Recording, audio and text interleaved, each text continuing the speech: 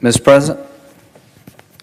Senator from South Carolina is recognized. Thank you. I want to associate myself with the remarks from my colleague from Nebraska, Senator Fisher, and to the presiding officer, I really want to thank you for all the leadership you provided in this crucial time.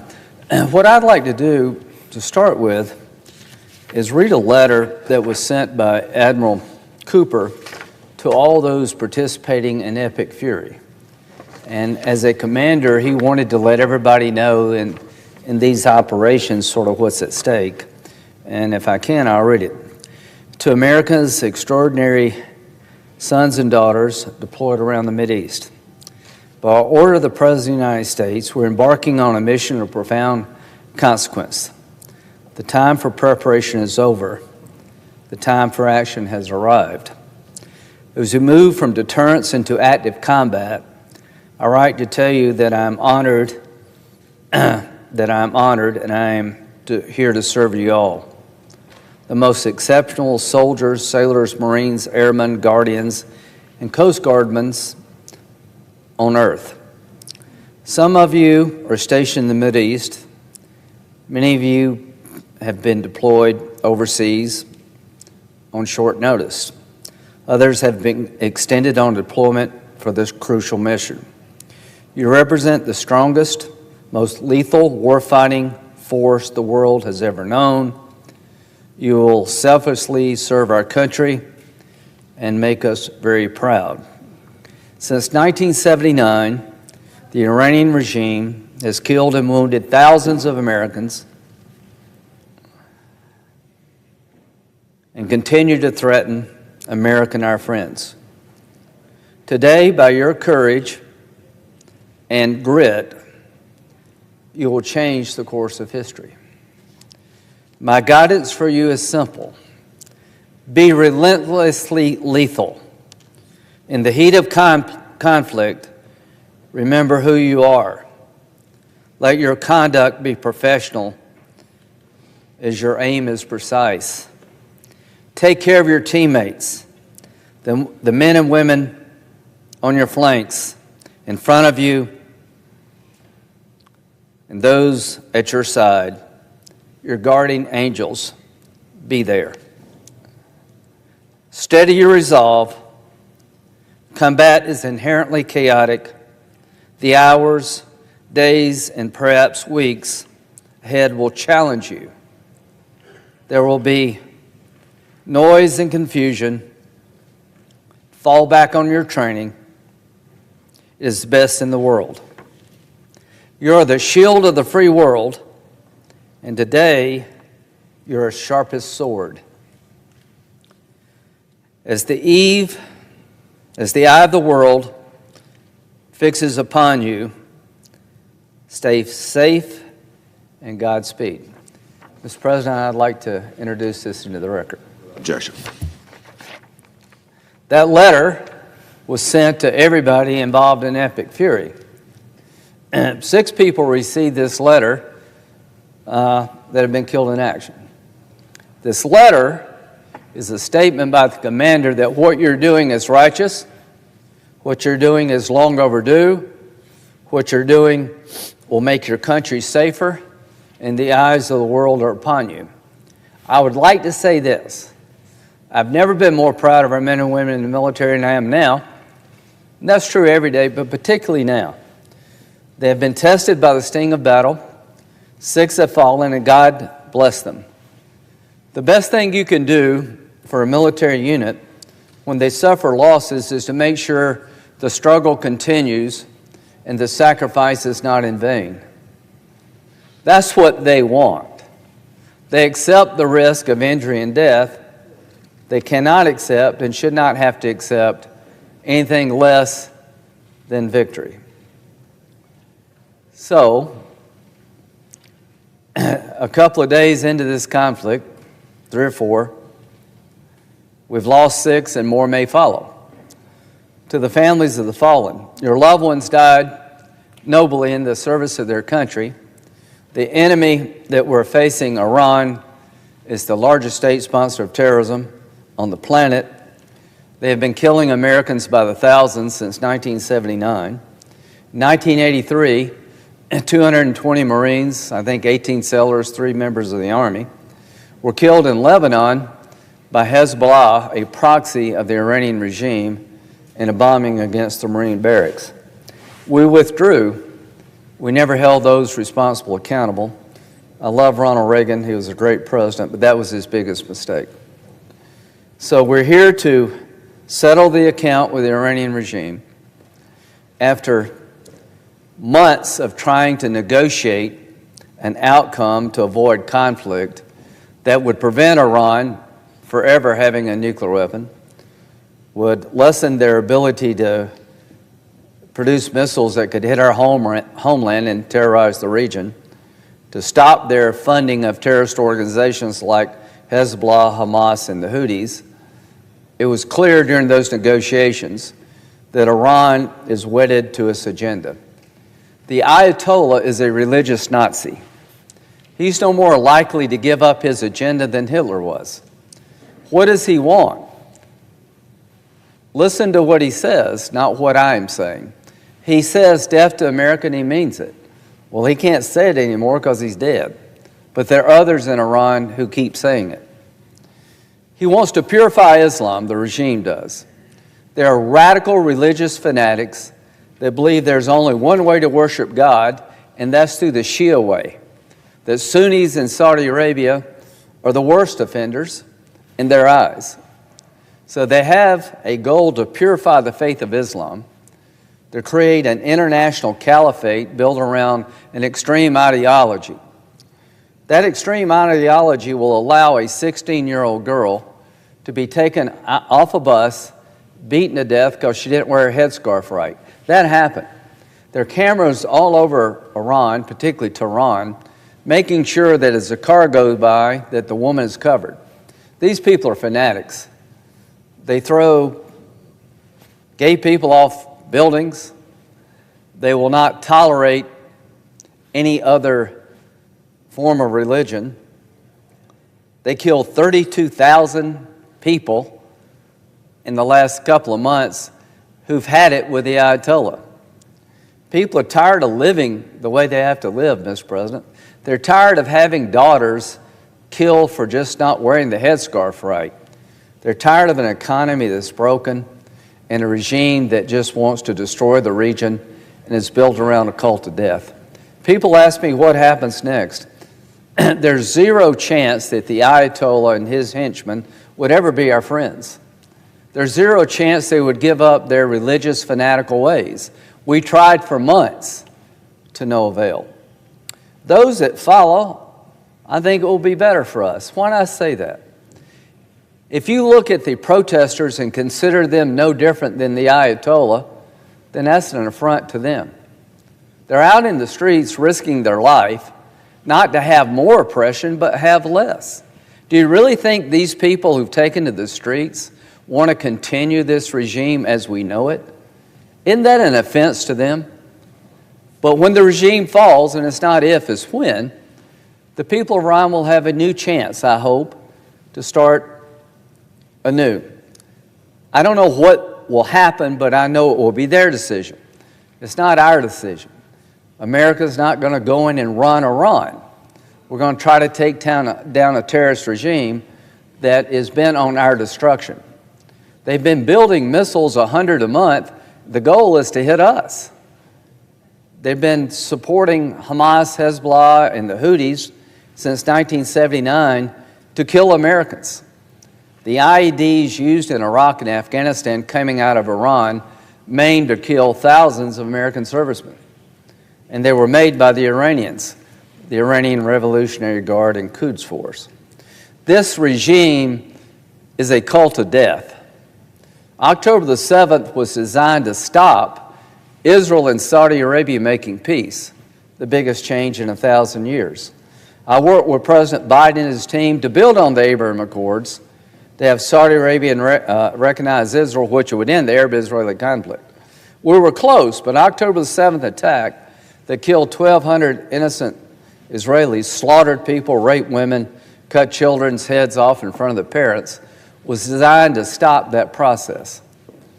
And since October the 7th, Israel has been a state of constant war and conflict. Hamas is just about done. And President Trump, after trying through diplomacy, made a decision to call the question on Iran. I talked to him a lot. Midnight Hammer was a very successful military operation to degrade and obliterate the nuclear ambitions of the Iranian regime, and it worked. But it wasn't very long after, Mr. President, they were right back at trying to restart it. I think President Trump came to conclude that there's nothing he can do, there's no deal to be had with the religious Nazis. And thank God he concluded that. Can you imagine a year from now if we'd left this regime intact?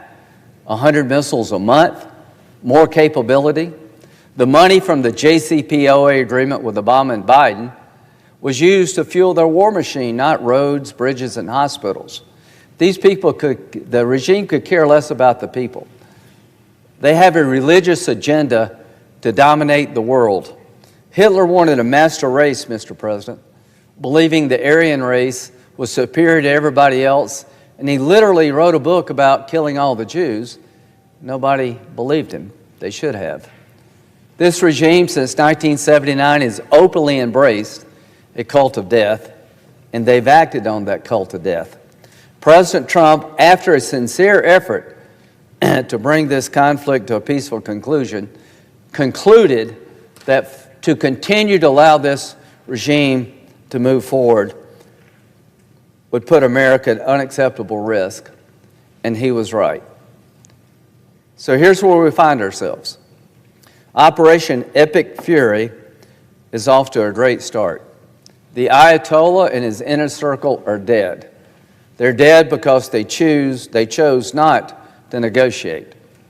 There's no deal to be had with Hitler in World War II, and there's no deal to be had with the religious Nazis.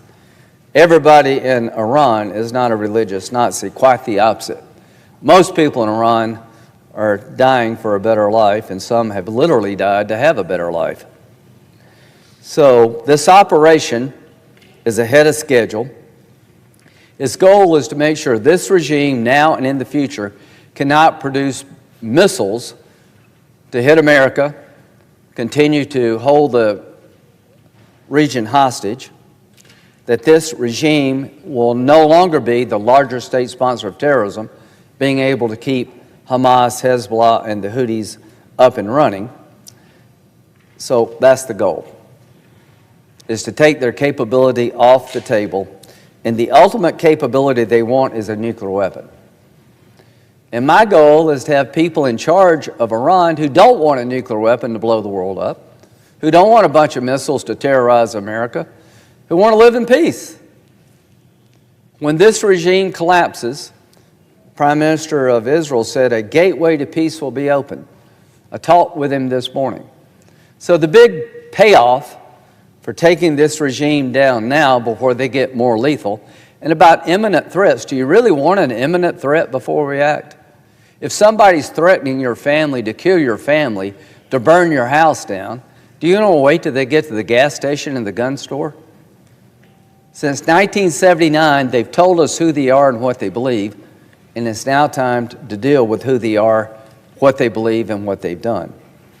So this operation will continue. Every day, Iran grows weaker and we grow stronger. The ability to generate missile attacks is going down, not up. There will be pain before this is over. Likelihood of more casualties is real. But the reason our men and women are over there is to protect us over here. When you take the eye off the ball in the Mideast, they'll come here. 9/11. You had 19 people trained in Saudi Arabia, of all places, that were able to generate 9/11. When you ignore what happened in Afghanistan, you did so at your peril. The Taliban gave al-Qaeda a safe haven in Afghanistan, and from there they trained and they attacked us on 9/11. I made a promise to myself, I'll do everything I can to never let that happen again. So if you want to stop radical Islam from blowing you up over here, you need to fight them over there. And you need to have partners if you can. There's no better partner on the planet than Israel. They hit above their weight. They do everything we ask them and then some, and they ask very little in return. I do believe the Arab nations in the region who have been viciously attacked by the Ayatollah's regime, that they're soon going to get in the fight, at least I hope they will. And you'll have a coalition of regional countries, the United States, with some support from Europe, sinking the ship, the largest state sponsor of terrorism. The mothership of terrorism is Iran. That ship is sinking and the captain is dead. It's just a matter of time, Mr. President. Israel is committed.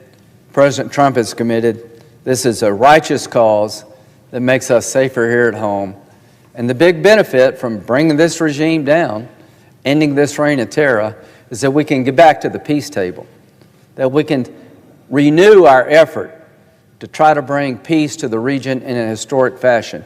If the Kingdom of Saudi Arabia, under Crown Prince MBS, would go back to the table to try to find a peace deal with Israel, it would be the biggest change in 1,000 years. The Kingdom of Saudi Arabia is the keeper of the two holy mosques, Mecca and Medina, the most holy of the holies in Islam. For that country to move forward, consistent with conservative Islamic principles, but embracing the world and recognizing the Jewish state as a legitimate member of the region, would be breathtaking. And I think it will happen the day this regime in Iran falls, that they can never be another October 7th undercutting peace. So to my Democratic colleagues, this operation is working, is ahead of schedule, and you should all pray that it's successful. President Trump for months tried to negotiate with no results, not for lack of effort.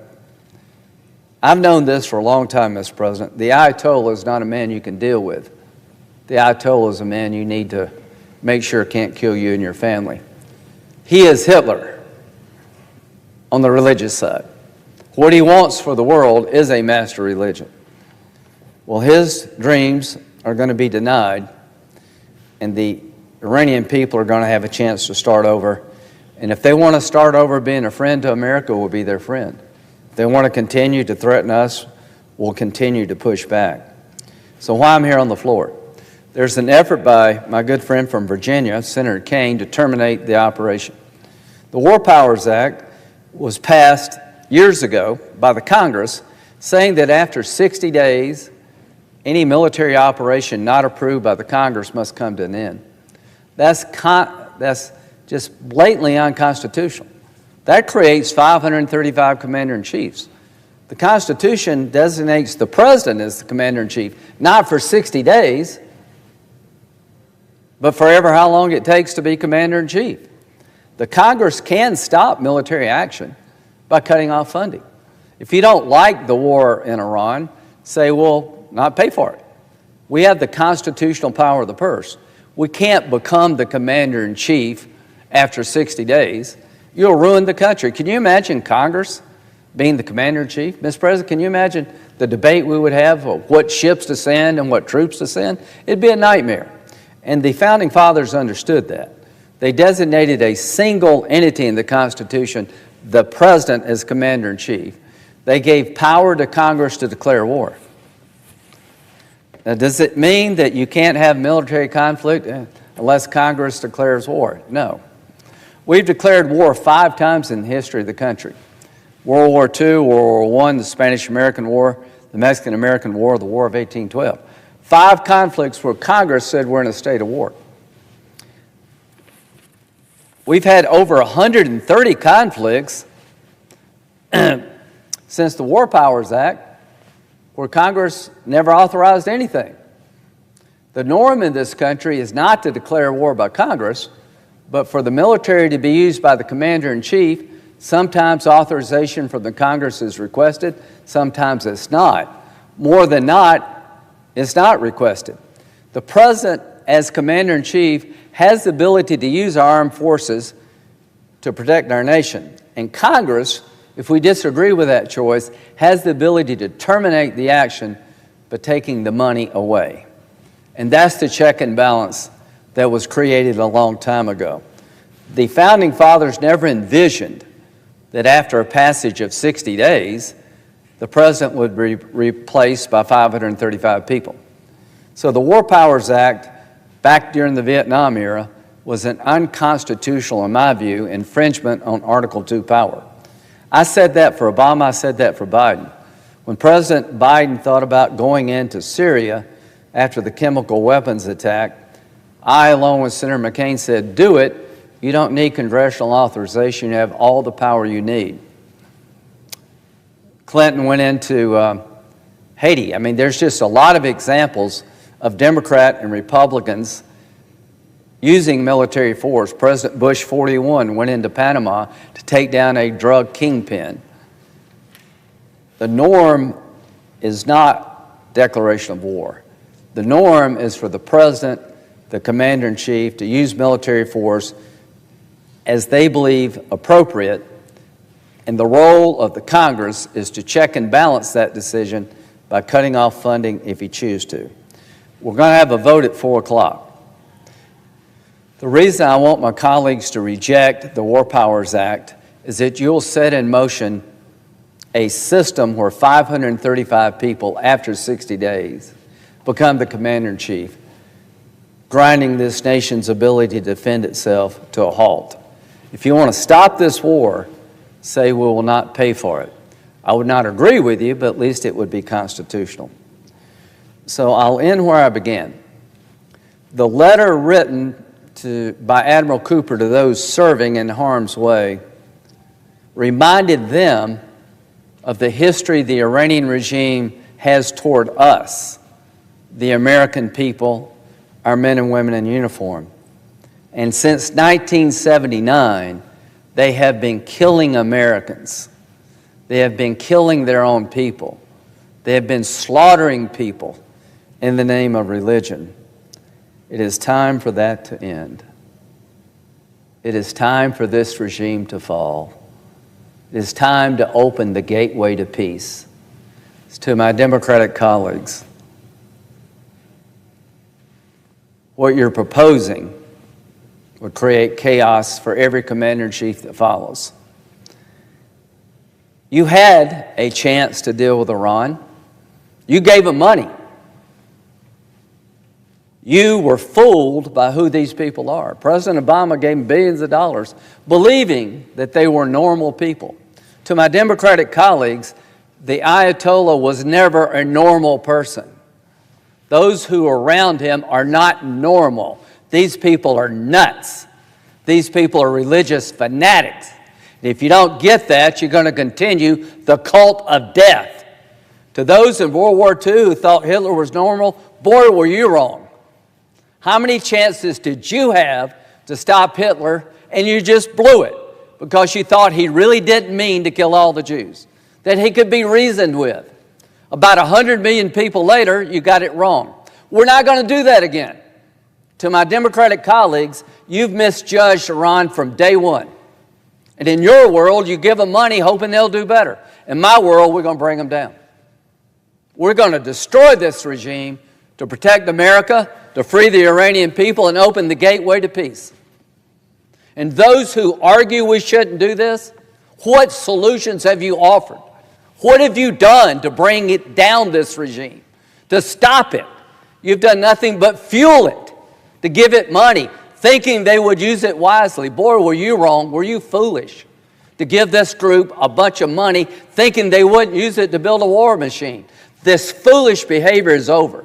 We now have a president, Donald J. Trump, who understands the people we're dealing with in Iran, the regime, are a bunch of religious fanatics, they're religious Nazis. And we're about bringing them down with our Arab partners. The Arabs in the region have been terrorized by the Iranian regime, and they're going to join the fight, I hope, soon. The biggest thing going for us are the Iranian people. We finally have boots on the ground, them. 3 things have happened, Mr. President, and I'll conclude. The Iranian economy is in shambles because of the sanctions and because President Trump put a tariff on anybody buying Iranian oil, and their money's drying up. Midnight Hammer, us, Israel, in the past, has depleted and degraded the Iranian military to the weakest they've been. And finally, the people have risen up, and you've turned your back on them. You talk about Gaza. You talk about what's happened to the Palestinians. I understand. Innocent Palestinians being killed. I know it's hard to watch. I think Israel had to do what they had to do. Not one word. Has any of you said anything about the protesters? Have any of you come out and said, I hope you win? I hope you're successful. If I were you, I'd keep doing it. What would you do in Iran? Would you be out there with them? I hope I would. I don't know if I'd be that brave. What they're doing today is what we did a long time ago. We rose up and said, enough of tyrants. These people, the protesters, are the best among us all. And what have you done to have their back? What have you done to encourage them? Nothing. All you want to do is talk about what we can't do. You want to make sure the oppressor stays in power. If we have to depend on you to fight evil, it never will be fought. So, the differences between us and our Democratic colleagues could not be starker. They want to stop this. I want the regime to collapse. I want to get behind Admiral Cooper and give him and his people what they need to take this regime down, working with our allies in Israel. Because if we don't do it now, we'll regret it. When it comes to the Ayatollah, you pay now, you pay later. He is gone, but the regime has not yet collapsed, but it will. This is the biggest decision I think we can make as a country to finally take on this evil in Iran. Like World War II, you ignored evil to your own peril. You thought Hitler was normal, he wasn't. This guy and those around him, the Ayatollah and the cult of death, they're not normal.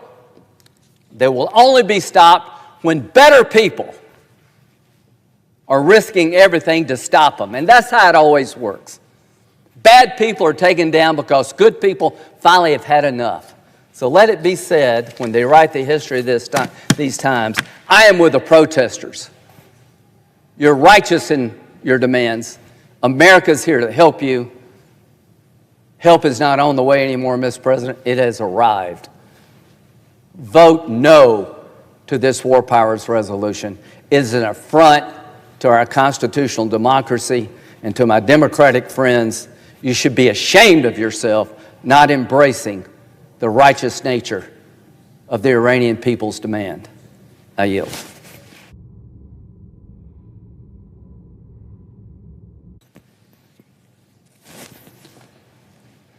Mr. President. Senator from Connecticut is recognized. Mr. President, the difference between Democrats and Republicans is that Republicans have learned nothing from decades of American hubris in the Middle East, believing that U.S. troops, U.S. planes, U.S. guns, and U.S. bombs could fundamentally change realities in a far-off land. Democrats have learned our lesson. We watched as thousands of American soldiers died in Iraq, in Afghanistan. We listened to Donald Rumsfeld say that the Iraq war would be over in 5 days, 5 weeks, maybe 5 months. It created an insurgency inside the Middle East that we are still dealing with today. 20 years in Afghanistan. A mismanaged war from the start. The Taliban is back in charge. We ran planes over Libya to release the people from captivity imposed upon them by Gaddafi, only to unleash a new civil war that killed thousands upon thousands. It is amazing to me that my Republican colleagues refuse to learn lessons. It is amazing to me that my Republican colleagues refuse to listen to the American people, who do not want American soldiers and American lives and their taxpayer dollars wasted on endeavors in the Middle East that are going to make things worse, not better. I heard my friend Senator Graham in his analysis of the Ayatollah. I agree with him. But not everything is World War II. Not every effort at regime change works. In fact, regrettably, World War II and our operations against Hitler are the exception, not the norm. Whether it be in Vietnam or Iraq or Afghanistan or Syria or Libya, over and over again, trillions of dollars in American taxpayer money has been spent to try to create regime change, and we have been frustrated and denied in those efforts, and we have lost lives in that process. When are we going to learn? And as to the message that we are sending the Iranian people, I was in the briefing with my Republican colleagues. I don't think any of us left that briefing believing that the American military was going to ride to the rescue of the Iranian people when they arrived in the streets to protest for freedom. You can't support a people's revolution from the air. Only ground forces could support and protect the Iranian people when they show up in the squares of that nation protesting for democracy. But I'm telling you that it looks like the plan is to leave the Iranian people hanging out to dry.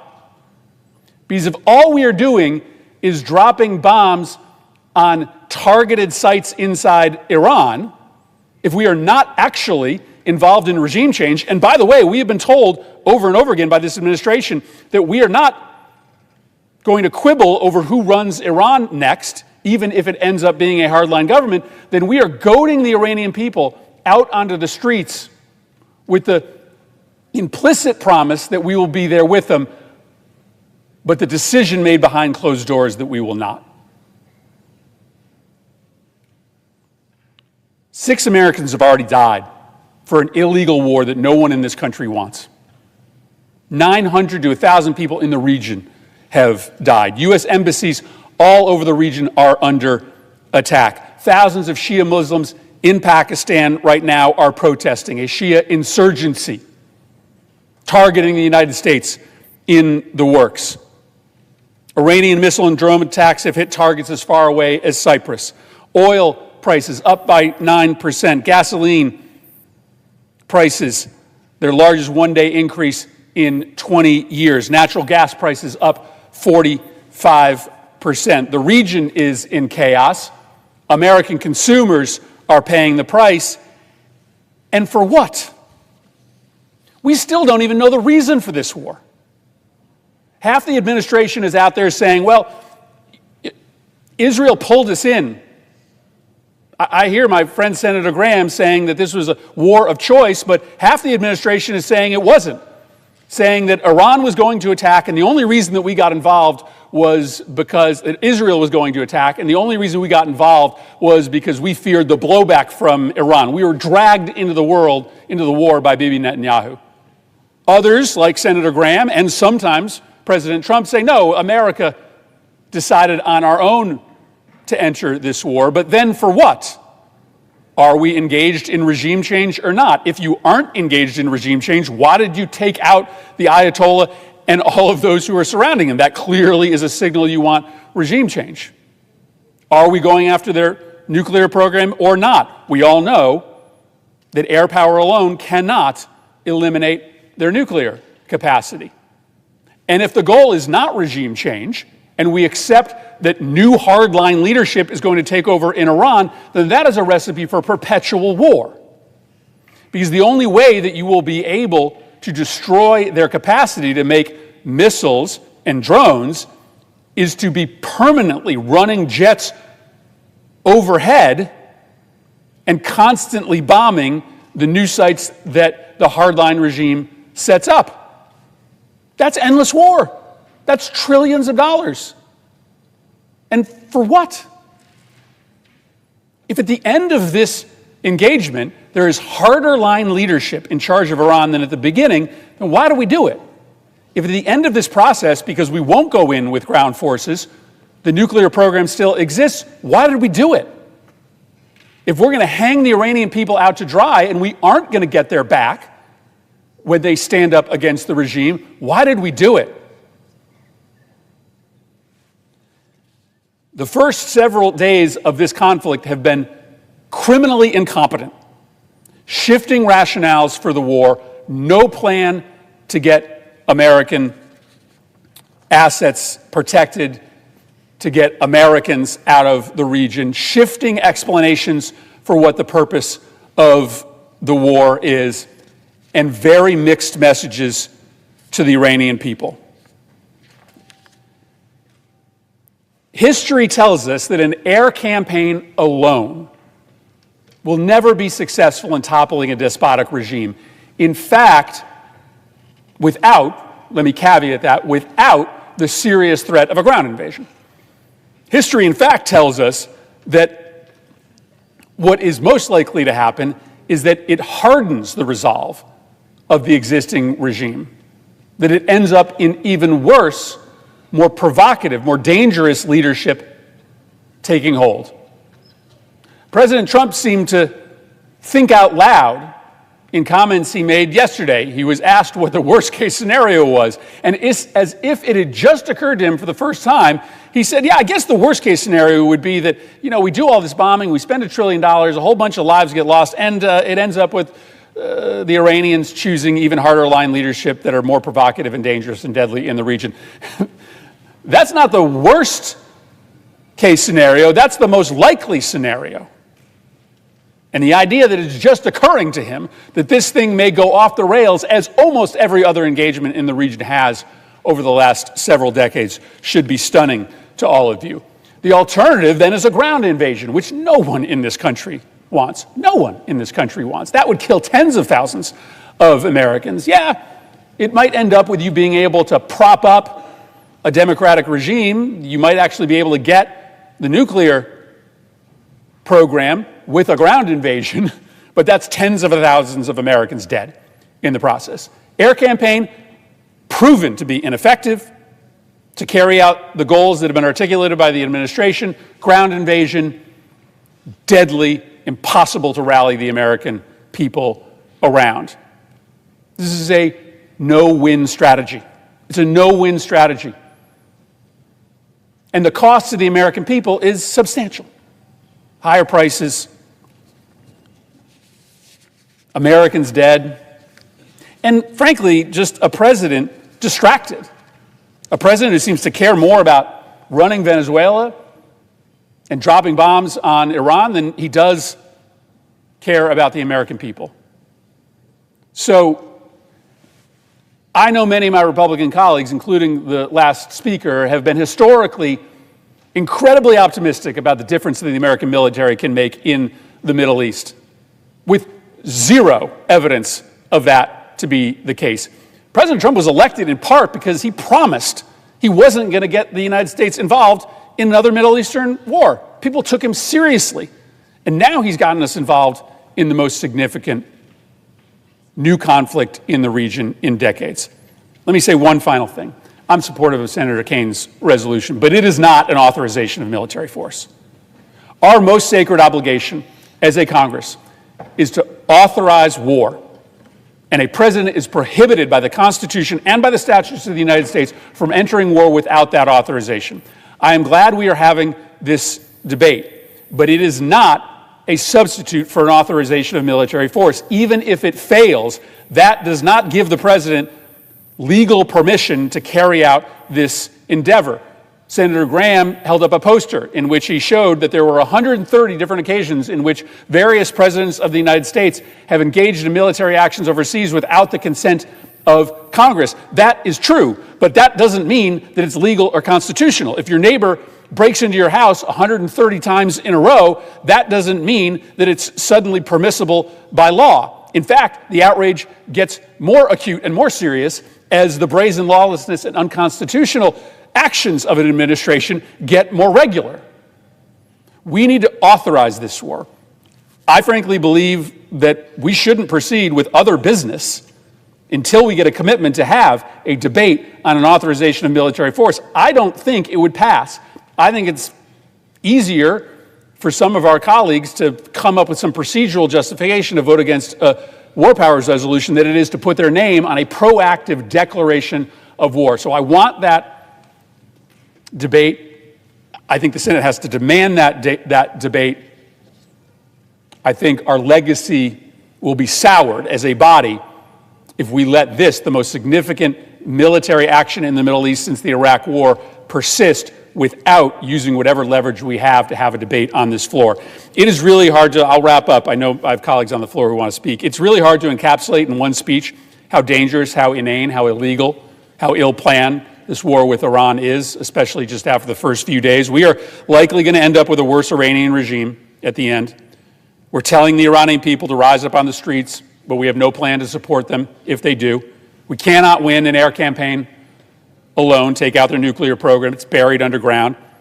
We cannot, with an air campaign, take out their missile and drone program unless we're basically ready to bomb Iran permanently. That's $1 trillion war that lasts years. We aren't prepared to do the thing that would end the regime and take out their nuclear program, a ground invasion, because, of course, the cost of that would be thousands of American lives. So worse people take over in the end than the Ayatollah. We don't end their nuclear program. We don't end their weapons program. We leave the Iranian people out to dry. And at what cost?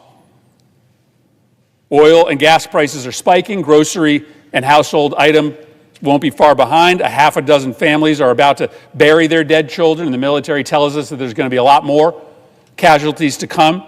This war is going to cost trillions of dollars. That means no money to lower your health care premiums, no money to fix your kid's school, because all the money is going to go to billion-dollar defense companies who profit off of endless war. This is a disaster. And it's made more of a disaster because we're not going to actually debate an authorization of military force. This is not a substitute for that debate, and I think all of my Democratic colleagues agree. We should not sugarcoat this. This is already a disaster of epic proportions, and I'm just going to tell you it is likely to get worse. I give the floor.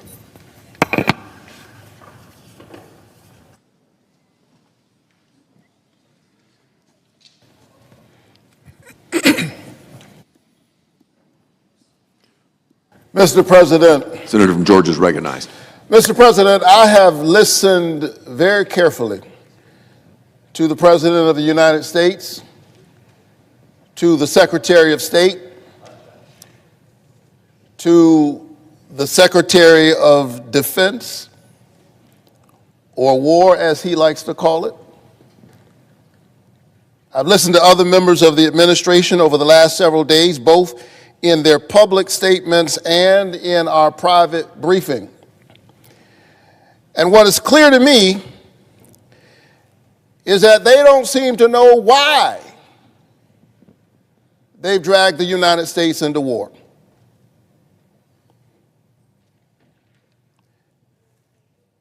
Furthermore, they have no plan how to get out. No clear rationale, no clear objectives, no plan for the day after decapitating the brutal leadership of an awful regime. Make no mistake, we have the most powerful military force on the planet and in human history. There's no question that we could go all around the globe and take out leaders we don't like. The day after, that's the hard part. That's what we're facing right now. We have no idea who will step into this power vacuum created over the last few days. No plan for getting Americans who are in the region to safety right now. They're being told in so many ways you're on your own. No clear vision of what victory actually looks like. No exit plan. We pray for the families of the 6 brave Americans who have already paid the ultimate sacrifice.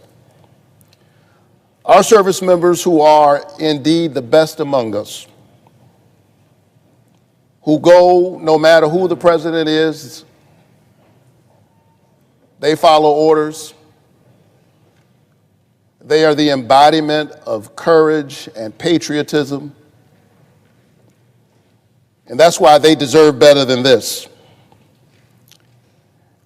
And so do the American people. After nearly 25 years of misadventures, Americans have grown weary of endless wars in the Middle East. And we know from recent history, not ancient history, that it's easy to get in, not so easy to get out. Mission accomplished. Remember that? And yet years after that declaration, American soldiers were sent on deployment after deployment after deployment, carrying in their bodies the visible and invisible wounds of war. Moreover, the body bags kept coming home. I promised the people of Georgia that I would walk with them even as I work for them. I have stood at Dover Air Force Base to receive the bodies of Georgia service members. I've looked into the grief-stricken eyes of their family members as they gazed at a flag-draped coffin, dealing with unbearable grief. There's no worse pain, and there's no more solemn duty for a commander-in-chief than to send our service members into battle. Yet I sat and I watched and I listened to the president the other day, and I was struck by the cavalier way in which he said, people die, that happens in war.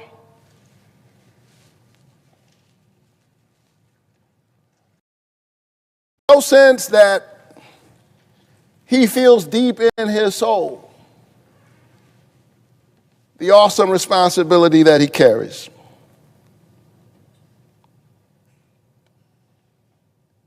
He's entered into this adventure without much thought about the human cost or the security of the United States or the stability of the region. The declaration of war is not a power that the President of the United States has. The Constitution makes it clear the declaration of war is the authority and the responsibility of Congress. Presidents of both parties, yes, they have engaged in military operations, but the declaration of war belongs to this body. Well, to me, this looks like a war. It feels like a war.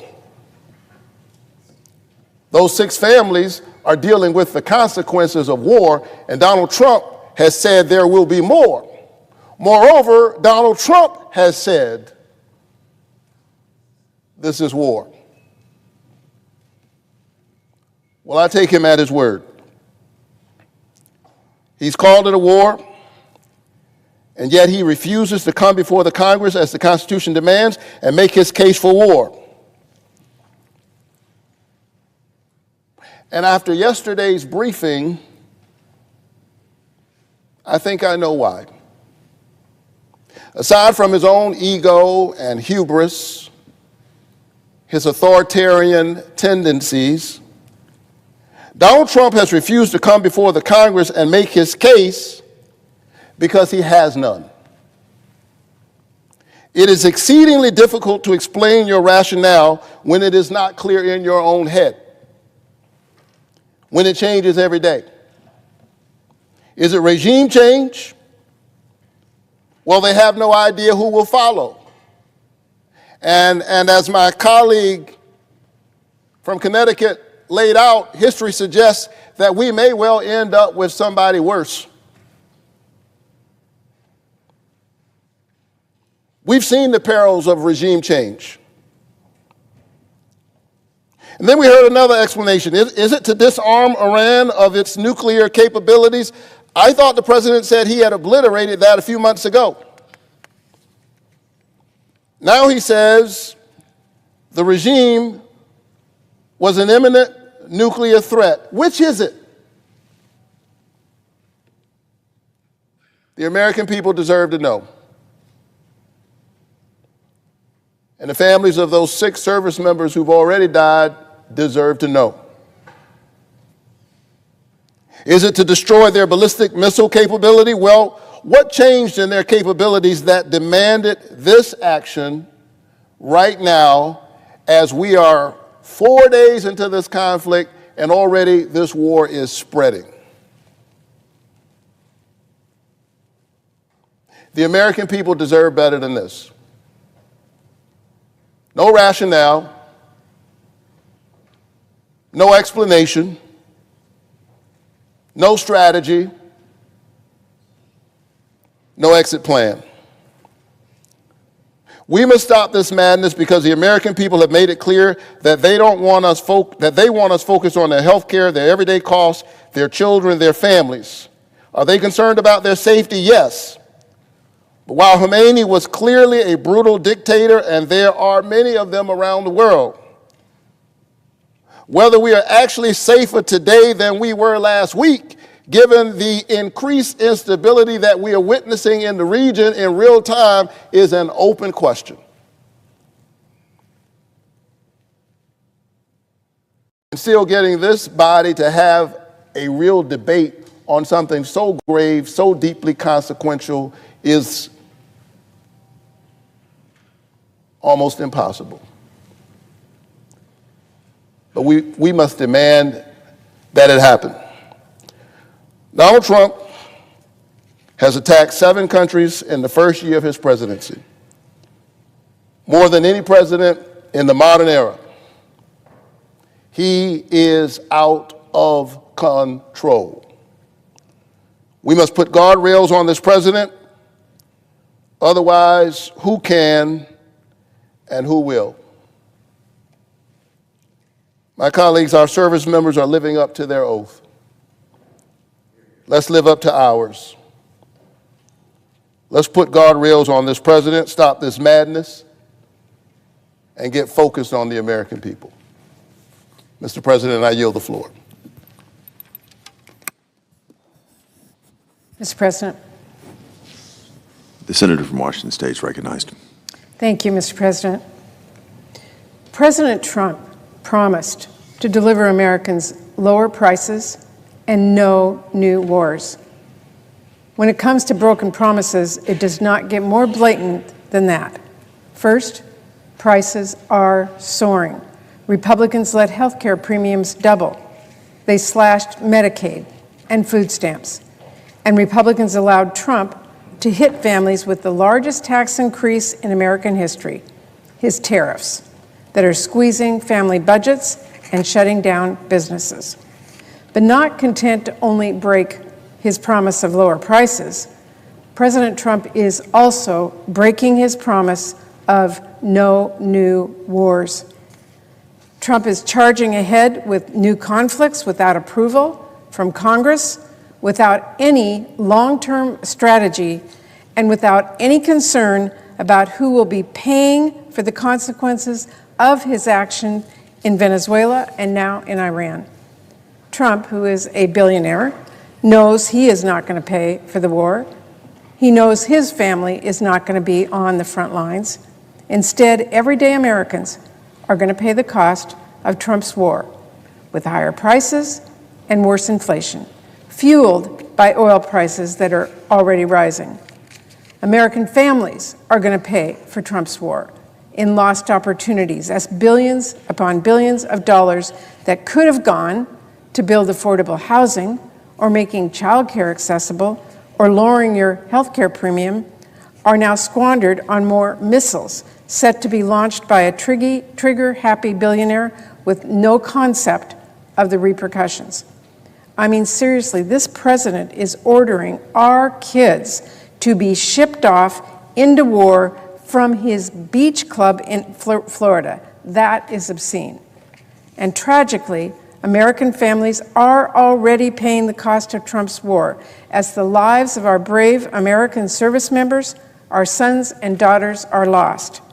My heart goes out to the families who've already lost a loved one in Trump's war. And my thoughts are with the rest of our service members on the front lines and their family members back home, all of whom are watching the news and anxiously waiting to hear what happens next.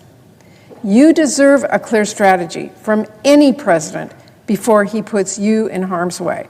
Not a president who shrugs his shoulders about how long this will go, not a president who doesn't know and doesn't care if he will put American boots on the ground, and not a Congress led by Republicans that refuse to do their job and hold the president accountable to the people before our citizens are put in danger. You know how I can tell President Trump has no strategy?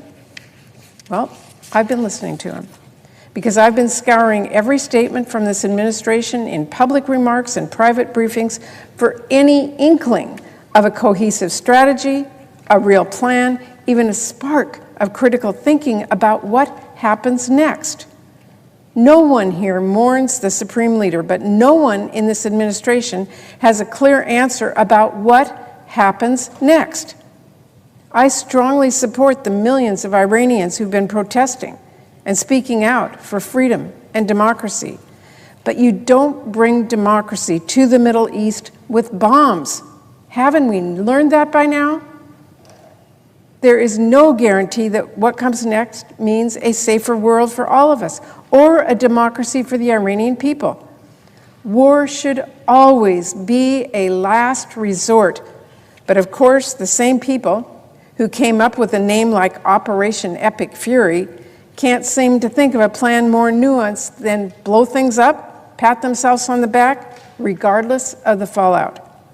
Maybe that's why Trump refused to make an address to the American people, laying out his rationale before this strike.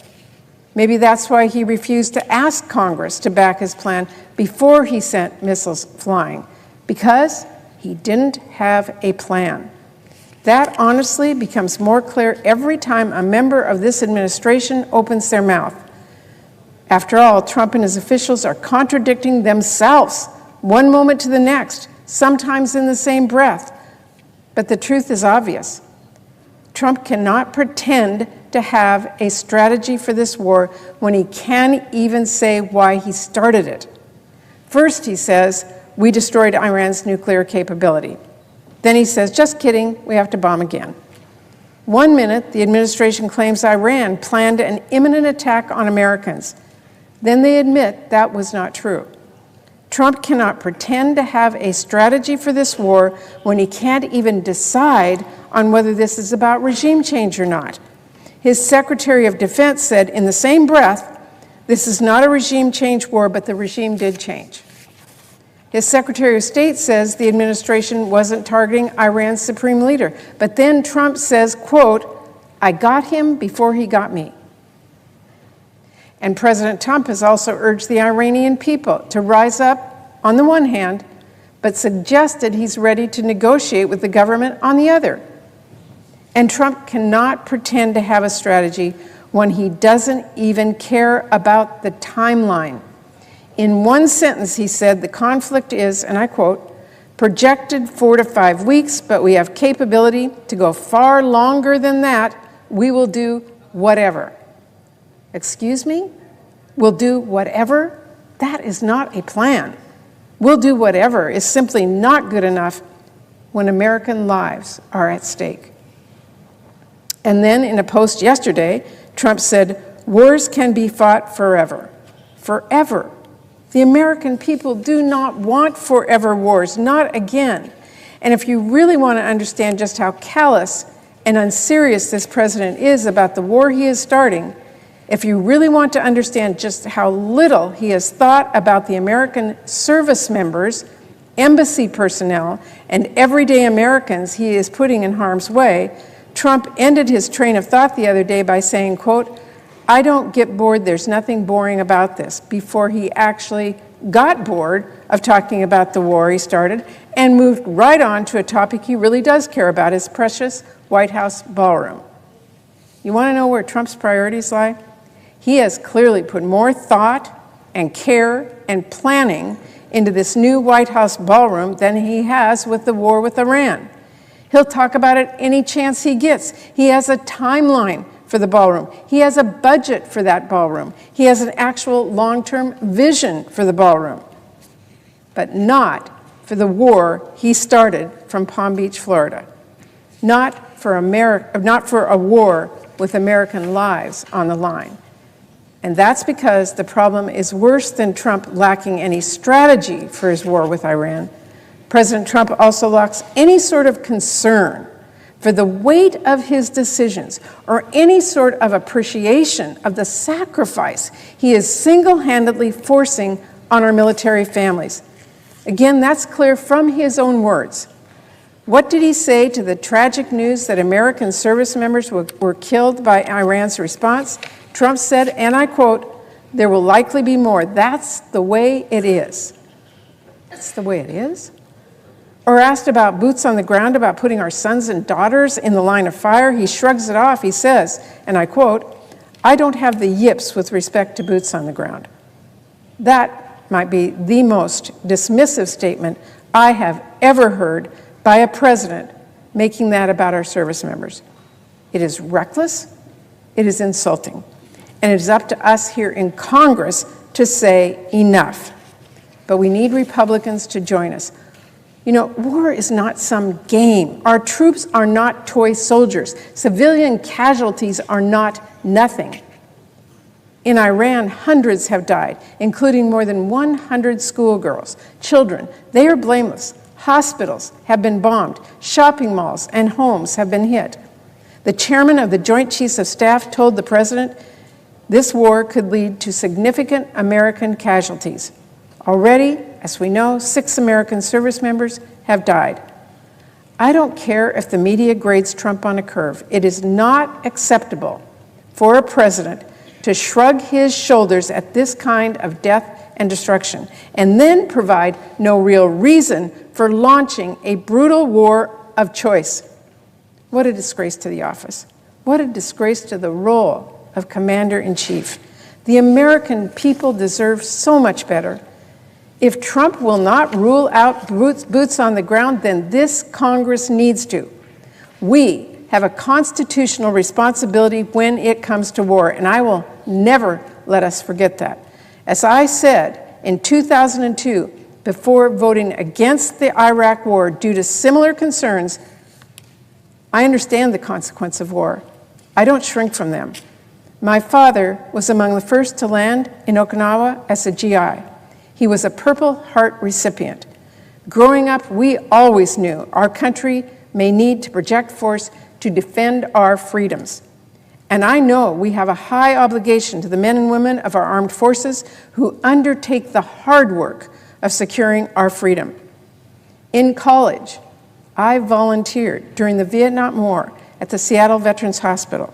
Most of the patients were young men my age at the time who had returned from the Vietnam traumatized. I carry that experience with me every day. It weighs heavily on my mind whenever we are faced with questions of war and peace. Putting our men and women in uniform in harm's way, that is an absolute last resort. We owe it to them to do our due diligence first. We must have good reasons based on solid intelligence. We must have clear goals and a plan to achieve them. We must have a serious plan that puts them in no more danger than necessary for no longer than necessary. We should not gamble American lives on incomplete plans, unclear objectives, and completely uncertain future.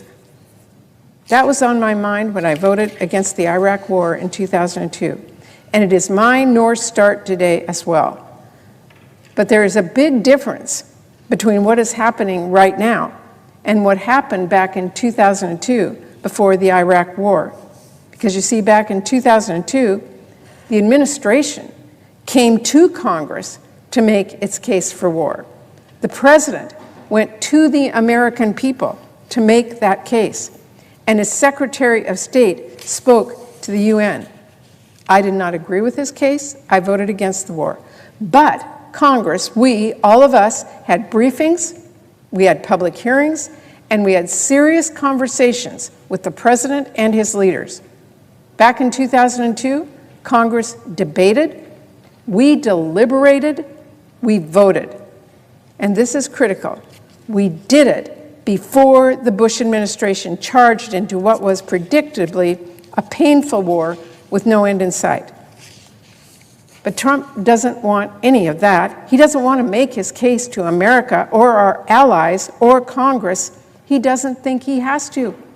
Trump wants to bomb what he wants to do. He wants to kill who he wants to and start whatever war he wants. Consequences be damned. We saw it in Iran. We saw it in Venezuela. This is not a pattern that we can ignore. The founders of this country put Congress in charge of declaring war for a reason. This cannot be left to one man certainly not a trigger-happy billionaire who is out of touch with reality. We, all of us, have to reassert our power as a co-equal branch of government, and we have to do what is best for our country and for our service members. America does not want any more wars. It does not want more Americans killed because of a reckless president that a Republican Congress refused to check. We know what America wants. All of us do know that. They want us to keep the promises that Trump broke. Lower prices, no new wars. I'll be voting against this war. I urge all of my colleagues to join me. Thank you, Mr. President. I yield the floor. Mr. President. Senator from Mississippi is recognized. Mr. President, this weekend our Commander-in-Chief made the most difficult decision a president can make. He ordered young American service members into action. My friends on the other side of the aisle are challenging the president's choice, and they're entitled to do so. I do find myself amazed from time to time with their rhetoric on the floor this morning and this afternoon. To hear them, apparently President Trump should have announced to the world that he was going to bomb the headquarters of the Ayatollah and destroy the leadership of Iran, who has attacked the United States and killed Americans for over 4 decades. Apparently, if this war lasts as long as 5 weeks, we should agree that we're going to fold our tents and come home and leave the job undone. Apparently, the fact that the ruthless drug lord dictator of Venezuela, President Maduro, is out of office is a bad thing. I disagree with that, and I wonder how that rhetoric is going to last through the decades. We'll see. I'll vote no on the pending resolution. President Trump decided to attack Iran. That decision was profound, deliberate, and correct. The president understands the weight of war. He was clear-eyed about the risk, and he was honest with the American people. From very early on Saturday morning, he said, "We pray for every service member as they selflessly risk their lives to ensure that Americans and our children will never be threatened by a nuclear-armed Iran." Indeed, we must be mindful of the brave men and women deployed in this operation. And certainly, we grieve for the 6 American servicemen and women who've died in the fighting. I also grieve for the thousands of Americans that have died over the last 47 years at the hands of the brutal Islamist 9th century regime in Iran. I grieve for those. We care for the civilians caught in harm's way. And yes, we're doing our best to get them out. War is hell, which is why we prioritize deterrence and engage only when absolutely necessary. But when we enter into combat, we must do so deliberately, as this administration has done. My colleagues ask, why are we doing this? The president's given at least 4 goals explicitly. We are doing this to destroy Iran's missile capabilities and their ability to produce missiles. That's a good thing. We're doing this to annihilate the Iranian Navy, to ensure the regime can no longer arm, direct, and fund the terrorist activities that have gone on for over 4 decades, and to prevent Iran from getting a nuclear weapon. That's why we're doing it, and that's why I will vote against this resolution. The facts on the ground reflect a limited set of goals. We've taken out their air defenses and missile systems ahead of schedule. That's a good thing. Last week, Iran had 11 ships in the Gulf of Oman. Today, they have none. That's a good thing. We can expect to see airstrikes continue until our military objectives are achieved, a task that will take weeks, not days, but we ought to stay there long enough to get it done. I think the president's decision was correct. For decades, Mr. President, the Iranian regime has killed thousands of Americans and thousands of citizens of our friends and allies, and supported those who do. Too many American service members have lost brothers in arms to Iranian violence. Too many parents have lost sons and daughters to Iranian aggression. For decades, Iran has been the world's leading sponsor of terrorism. The Houthis, Hamas, other armed groups, the regime armed, funded, and trained terrorist groups across the region. These proxies have attacked and killed thousands of our people, thousands of our friends. Iran is a murderous partner of the overall axis of aggressors, which include China, Russia, and North Korea. They're all pals. They're all allies. The Ayatollah was a friend of the tyrants who lead those nations. He stood with Xi Jinping. He stood with the war criminal Vladimir Putin and Kim Jong-un. Like them, the supreme leader violently suppressed his people. The regime was hell-bent on acquiring the world's worst weapons. If successful, they could have struck our friends, our bases, and in time, our homeland, Washington, D.C., America. President Trump, on the other hand, said from day one that he would keep Iran from obtaining a nuclear weapon. And that's a major part of what this is about. He knew the Ayatollah had to be stopped, and he came to the correct conclusion that now was the time to do it. Already, Israel had devastated Iran's proxies. Last summer, President Trump rained down fire on Iran's nuclear facilities. And in the past few months, untold numbers of Iranians stood up to the regime. The citizens of Iran stood up to this murderous regime in a massive show of opposition to the Ayatollah. Last Saturday morning, Iran had never been weaker.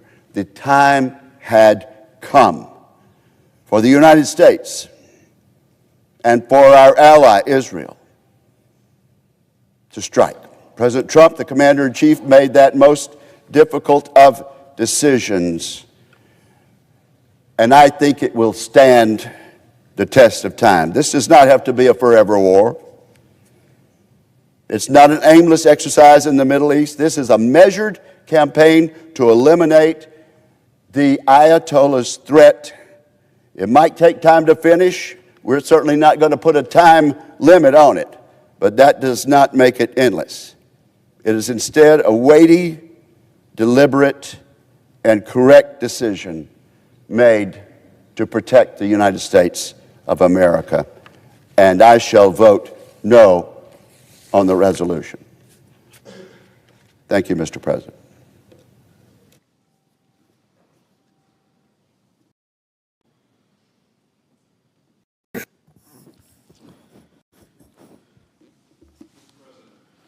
Senator from California.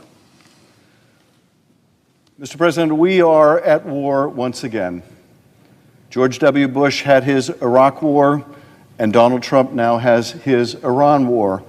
Make no mistake, with the massive deployment of American military forces, with the massive amounts of ordnance that are being used, with the tragic loss of 6 lives, 6 service members of the United States, we are at war.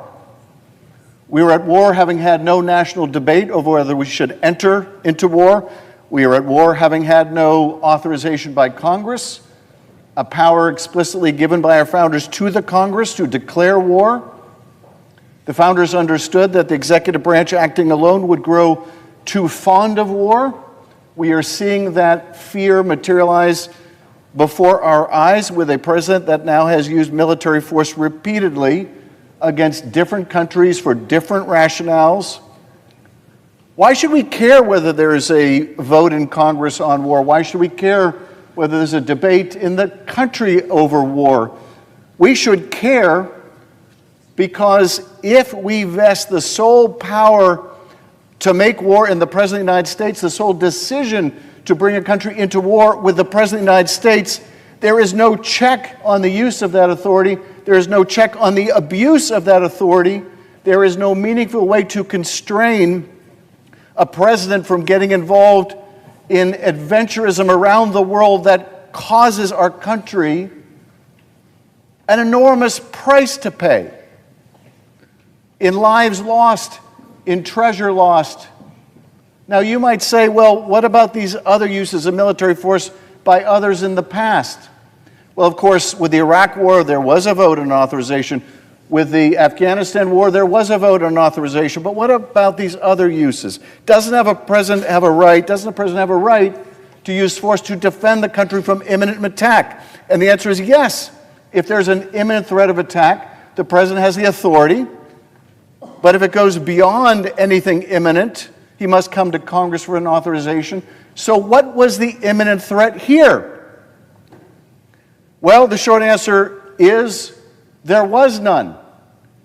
But the administration has given several shifting rationales, several incompatible arguments with why they believe there was an imminent threat. Let's look at Secretary Rubio last week said that the Iranians were headed in the pathway to one day being able to develop weapons that could reach the continental United States. Well, a threat to reach the United States one day in the future is the very antithesis of imminent. Donald Trump said on Monday the regime had missiles capable of hitting Europe and our bases, both local and overseas, and would soon have had missiles capable of reaching our beautiful America. By soon, the best estimates are that would take years. That is certainly not imminent. Secretary Rubio on Monday had this to say: there absolutely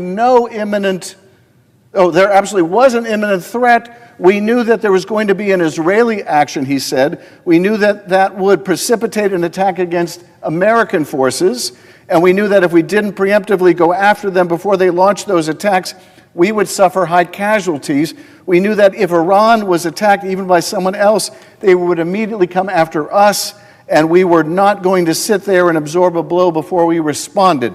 So on Monday, Rubio says, because Israel was going to attack, we had to preemptively attack. But on Tuesday, the president contradicted his own Secretary of State and said, we were having negotiations with these lunatics, meaning the Iranians. It was my opinion that they, meaning Iran, were going to attack first. They were going to attack if we didn't do it. If anything, the president said, I might have forced Israel's hand. But Israel was ready. So the president says, no. The imminence didn't come from Iran. From Israel. He may have, in fact, forced Israel's hand. And on Tuesday, Hegseth took sides with the president, and not Marco Rubio, saying that Trump's explanation was 100% correct. Okay, so the imminent threat didn't come from anything that Israel was planning to do. It didn't come from missiles that could hit the United States that were years away. What was the other imminent rationale that the administration used? Well, on February 21st, Stephen Witkoff said Iran is, quote, probably a week away from having industrial-grade bomb-making material. Of course, that contradicts what the president said last June with the first Iran war, in which he said and reiterated just this past Saturday that, quote, we obliterated the regime's nuclear program. Well, either we obliterated it or we didn't. And if we obliterated it, it's obviously not an imminent threat. On Monday, Secretary Hegseth told reporters at the Pentagon that the Islamic Republic was building sophisticated missiles and other conventional weapons to shield its plans for a nuclear bomb. Iran had a conventional gun to our head, he said, as they tried to lie their way to a nuclear bomb. Again, no evidence that Iran was on the cusp of a missile that could hit the United States, no evidence that Iran was building the mechanism of a bomb, no evidence of imminence. What about regime change? Is that somehow a rationale for war at all, let alone war without an authorization by the American people in Congress? Donald Trump in 2016 had this to say about regime change. He said, "We must abandon the failed policy of nation building and regime change." Even earlier in 2025, Donald Trump said, "Regime change takes chaos, and ideally we don't want to see so much chaos." But on Saturday, Donald Trump said, "When we are finished, take over your government," he said to the Iranian people. "It will be yours to take. Take back your country." On Monday, Secretary Rubio said, "We would love to see this regime being replaced." On Tuesday, Donald Trump said someone from within the Iranian regime might be the best choice to take over. But regime change is not an argument that we face an imminent threat. And finally, the last rationale of the administration is, on Saturday, the president posted on Truth Social that, quote, "Iran tried to interfere in 2020, 2024 elections to stop Trump and now faces renewed war with the United States." On Sunday, he said and cited Iran's effort to assassinate him as a key factor in ordering the operation that killed Ayatollah Ali Khamenei. Quote, "I got him before he got me," Trump told ABC News. "I got him first." So this was, I guess, the final rationale. Is he wanted to get the Iranians before they got him? So here we are with this shifting series of incoherent rationales, none of them amounting to imminence, none of them posing a direct and imminent threat to the United States. And now we're at war again, where we have tragically lost the lives of American service members, where we are sinking billions and billions of dollars again into a foreign war, without time constraint, without plan. This comes at a great cost to the American people, most particularly to our military families. But we are about to get a request for a supplemental appropriation, probably in the tens of billions of dollars, to backfill all the munitions we're using today. That's tens of billions of dollars that will not go into your health care. That's tens of billions of dollars that will not go to reducing the cost of your housing or your groceries. That's tens of billions of dollars that will not go into investing in America. That's tens of billions of dollars that we are literally blowing up over Iran when we face no imminent threat. Folks, we have already essentially walked away from our most important power, and that is the congressional power of the purse. The president rescinds funds, he impounds funds, and we put up no murmur of protest. We have walked away from that most important power in the Constitution that the founders gave us. The other most important power they gave us was the power to declare war. There is no argument that this is anything less than war. And this resolution is about stopping that war, but it is also about reasserting Congress's vital role as a check on the executive and the abuse of the authority to bring a nation to war. This is about whether the American people, through their elected representatives, will have a say when their sons and daughters are put in harm's way, when the resources of this country are diverted away from their communities and towards the building of bombs and weapons and engagement in another potentially endless foreign war. I thank Senator Kaine for this resolution. I'm proud to work with you on this, Senator, and I urge all my colleagues to support it. And I yield back.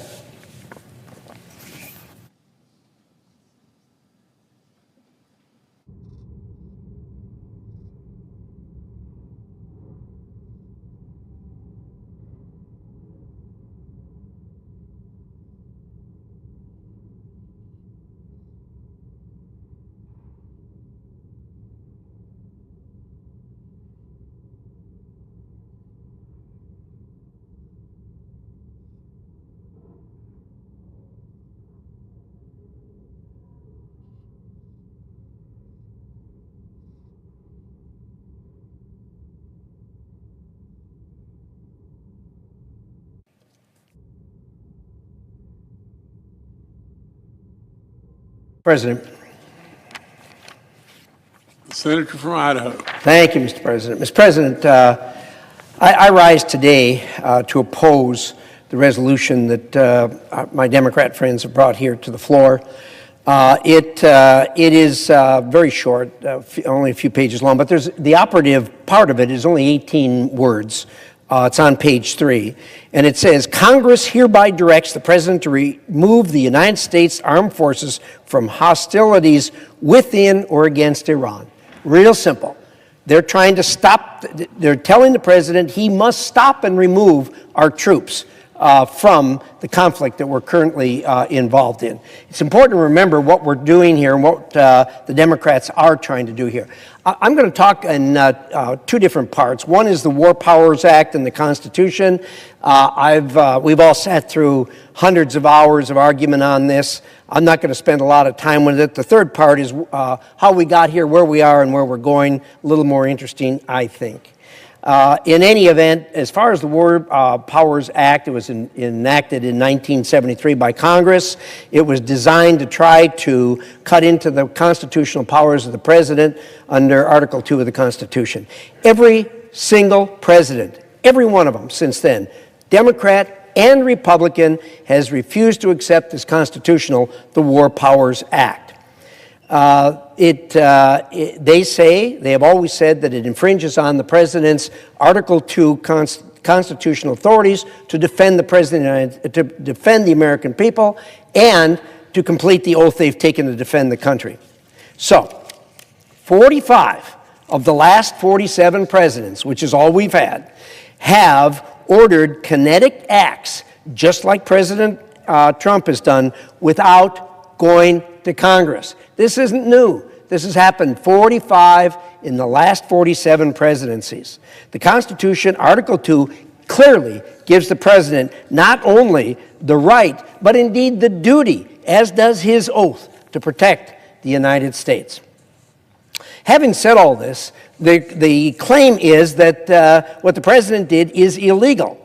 Well, if that's what they really believe over here, then what are we doing here? All we're doing is yakking here. What they should do is go across the street to the court and file suit if it's illegal to stop it. They sue him 3 times every day before breakfast. What difference does one more lawsuit make? That's what they should do. That's the remedy if they think it's illegal. Now, more interesting. 3 parts of this. How do we get here? Where are we in this moment? And where do we go from here? Well, 47 years ago, this started. What you had was the Iranians take over our embassy in Iran, and they illegally held and kidnapped and restrained our diplomats there, a number of them, for 444 days. At that point in time, 47 years ago, there were 2 sides. There were, on one side were us, the United States and Israel, and on the other side was Iran and all other actors in the region, the Arab countries that surround them. That was the difference from where things were then as where they are today. What's happened over the last 47 years is the Arab countries have gotten tired of this. They're sick and tired of this. And so where are we today? We are at the point today where you have only one bad apple left in the region, and that's Iran. And of course, their proxies, the 3 H's, Hezbollah, Hamas, and the Houthis, all of whom are actually just part of Iran. When Iran is defeated, and they will be here, the 3 H's are gone too. Hezbollah has been badly decimated already. The other 2, Hamas has been almost decimated completely, and Houthis are still around, but all 3 of those are going to be gone when indeed Iran is defeated, which it will be here before very long.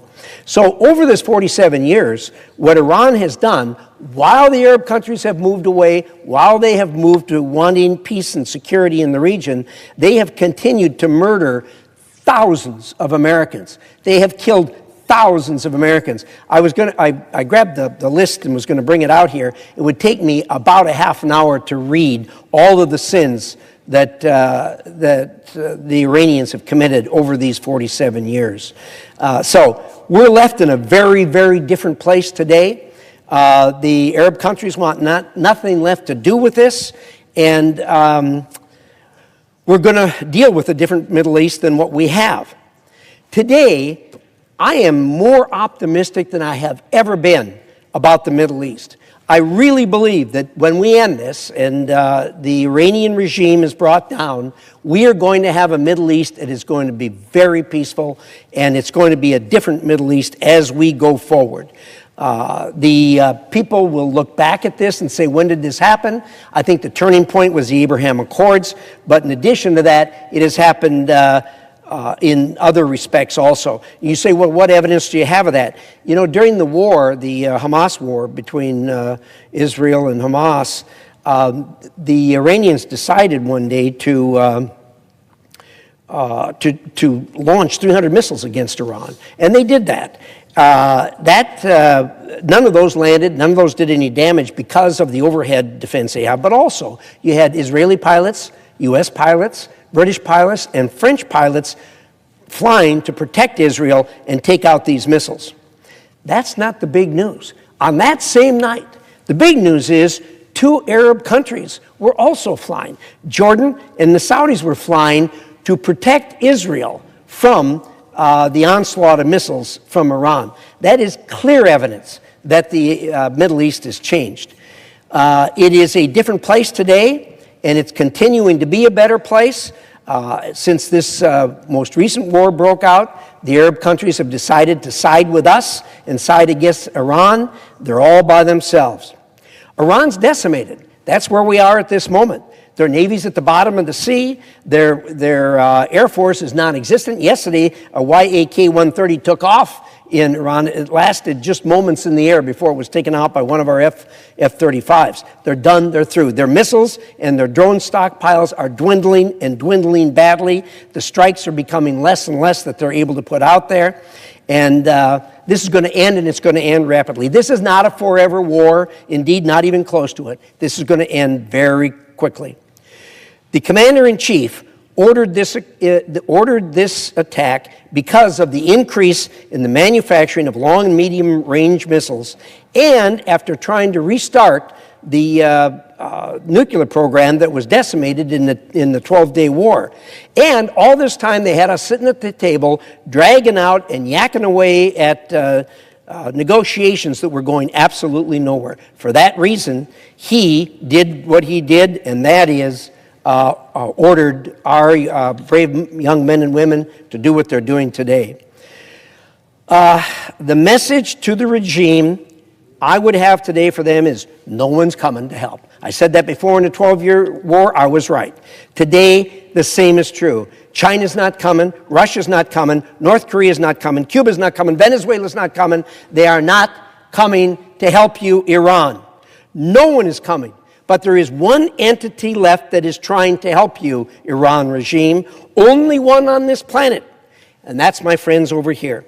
They have brought this, and you heard the language I said, they're trying to use the process of the United States Senate to stop our commander-in-chief to doing what he has set out to do. No other entity on the planet is attempting to help you, Iran. Nobody except one, and that one is right here. But we're going to end that now. It ends now. It ends here in a few moments when we have this vote. To our brave men and women, I say, you're fighting to accomplish the task and the objectives that the President, our Commander-in-Chief, has given you. We are proud of you. We are about to help you. Know this, we have your back. We are about to defeat here on this floor the last entity that is trying to stop you from doing the job that the President of the United States has given you. Bless you for what you're doing, and bless the United States of America. Mr. President. Senator from Virginia. Mr. President, I rise today, I believe, as the penultimate speaker before we have a vote on the War Powers Resolution, the bipartisan resolution I have filed with Senators Paul, Schiff, and Schumer. I rise today in support of our troops who don't deserve to be sent into war unless this Congress votes that there should be such a war. I pray for the families who are learning that their loved ones will not come home. I pray for the families whose children or spouses are deployed overseas, unable to sleep with worry about them. Mr. President, I've paid attention over the course of the last 13 months as this president has again and again and again used our troops to carry out military action without coming to Congress. I've paid attention to the reasons that my colleagues are giving who want to give the president an easy pass around the Constitution. When we had a vote last summer about the attack on Iran at the end of the Israeli 12-day war, by the time the vote had been called up, that bombing mission was in the rearview mirror, and so my colleague from Idaho said, there's no hostilities. The hostilities are over. So you should vote against the resolution on that ground. When we called up an effort to constrain the president from illegally striking boats in international waters, the legal rationale asserted by my colleagues and the White House to vote down a war powers resolution and end run the Constitution was, these are pinprick strikes that don't rise to the level of war. Only if it's war must the White House come to Congress. When I brought forward a resolution a month or so ago to say no war in Venezuela without a vote of Congress, again, my colleague from Idaho said, this isn't war, it's over. It was one and done. There are no troops left in Venezuela. One reason after the next to give the president an easy pass lane around the Constitution. Well, today we're dealing with something different. You can't stand up and say this is a pinprick that doesn't lead to the level that would be characterized as war. You can't stand up and say this is one and done and no troops are engaged in hostilities against Iran. Members of the Senate, this is war. The President of the United States has called it a war against Iran. The head of the Joint Chiefs of Staff, General Kane, has called it a war against Iran. Secretary Rubio, our Secretary of State, has called it a war against Iran. All of the excuses that you've advanced to give the president an easy pass around the Constitution and suggest he needn't come to Congress all evaporate because this is a war. It's a war. Many of my colleagues know that during the classified briefing yesterday, I can't reveal information given to me, but I can say what I said.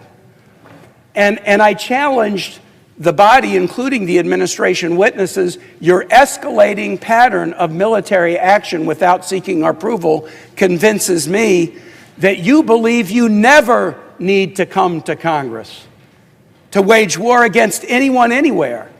I hoped that someone might refute my point and tell me I'm wrong, and they would come to Congress, but no one did. And so here we are in a war that has cost American lives, that is leading to chaos throughout the region, that threatens to go bigger and bigger and bigger. And I'm asking the Senate to do what the framers of the Constitution said we should do, debate and vote about matters of war. What are the arguments now that the other side has made to suggest we should vote down this resolution? First, they say that Iran are bad actors. On that, we would agree. If you put in a resolution, Iran has carried out a lot of bad actions, you get a 100-0 vote in this body on that resolution. But being a bad actor is not an easy pass around the Constitution. It does not allow us to take our sons and daughters into war and risk their lives without a debate and vote. That is not a sufficient rationale. And the other rationale, and you just heard my colleague make it, was that the effort to bring a war powers resolution, a bipartisan resolution before this body, is somehow partisan. It's this side trying to come to the aid of the regime. There's nothing partisan about the Constitution. There's nothing partisan about caring for our kids and wanting to have a debate before they get sent into harm's way to risk their lives. This is not a partisan issue on our side. We are basically asking a question of the entire Senate, indeed of the entire nation. Have we learned nothing from 25 years of war in the Middle East? 14,000 American troops and contractors killed in Iran and Afghanistan. More than 65,000 American troops and contractors injured in these wars.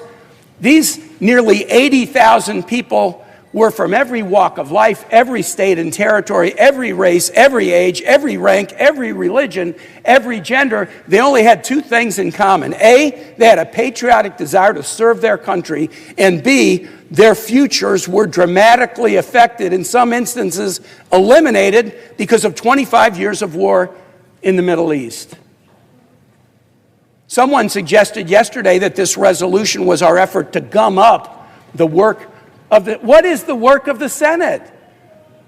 What is the work of the Senate if it's not to discuss the circumstances under which we should send our kids into war? In addition to the lives lost of American troops and contractors and those injured, hundreds of thousands of civilian deaths, innocent civilian deaths in Iran and Afghanistan. More than $8 trillion spent that could have been spent on American health care, on American housing, on American education, spent on the war in Afghanistan and Iraq. And what did we get for it? What did we get for it? If people think 25 years of war in the Middle East was a good thing or produced something, I hope they would come to the floor and tell us what we gained from it. This effort to force a vote is not about partisanship, it's about the Constitution, but even more importantly, it's about the lives of our troops and the question of what, in fact, we got from 25 years of war in the Middle East, and whether we should continue that, quote, forever war. The president tweeted out the phrase forever war today when he talked about the munitions that we have. We don't need illegal wars. We don't need forever wars. We don't need more wars in the Middle East. Let me say this and conclude and yield to our Democratic leader. I've said this to my colleagues before. I came to this body in 2013 with the experience of being a governor and watched my Virginians repeatedly deployed time after time after time, active duty Guard, Reserve, DOD civilians, Virginia National Guard, into the wars in Iraq and Afghanistan. And I went to the deployments, and I went to the homecomings, and I went to the wakes, and I went to the funerals. And I signed the condolence letters that all governors sign when they get the bad news that one of their own has lost their lives in war.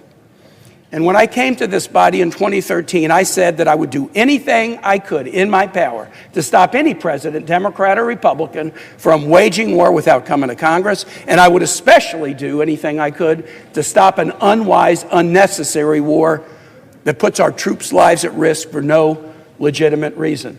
Colleagues who've been with me since 2013 know that I've upheld that standard against presidents of both parties. When President Obama wanted to use military action in Syria to punish the Syrian regime for using chemical weapons against its own citizens, even though I was his friend, I stood up and said, you cannot do that without a vote of Congress. Presidents can defend against incoming attack, protect against Houthis firing at our ships in the Red Sea. Presidents can act when there is a pre-existing congressional authorization to go after terrorists who Congress voted that presidents should be able to act against. But in this instance, there is no congressional authorization on the books that would authorize this military action. And as my colleagues have amply demonstrated, the administration, in their shifting set of rationales, and even in a classified setting, could produce no evidence, none, that the U.S. was under an imminent threat of attack from Iran.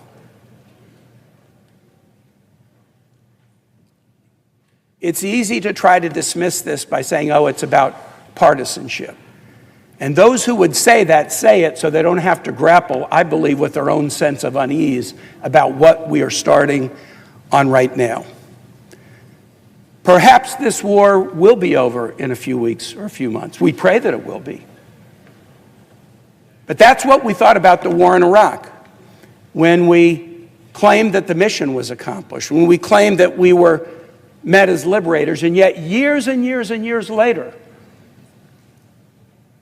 troops from all of our states were still coming home deeply wounded and affected, both physically and in their mental health from those wars, from seeing what happened to them and their friends. Some never came home. If there's one thing we do that we have to get right, it's this. It's this. We can't afford to hide under a desk and let any president, Democrat or Republican, send our best and brightest, our own kids, into war to risk their lives unless we have debated it, we have determined it's in the national interest, we have voted and thereby put our signature and our thumbprint on the notion that it's worth sending our best and brightest to risk their lives. I urge my colleagues, as this is escalating from pinprick strikes to one-off operations, now into full war, even called war by the president and his chief advisors, let's stand up and do what the Constitution requires us to do. I urge a yes vote on my resolution, and I yield the floor.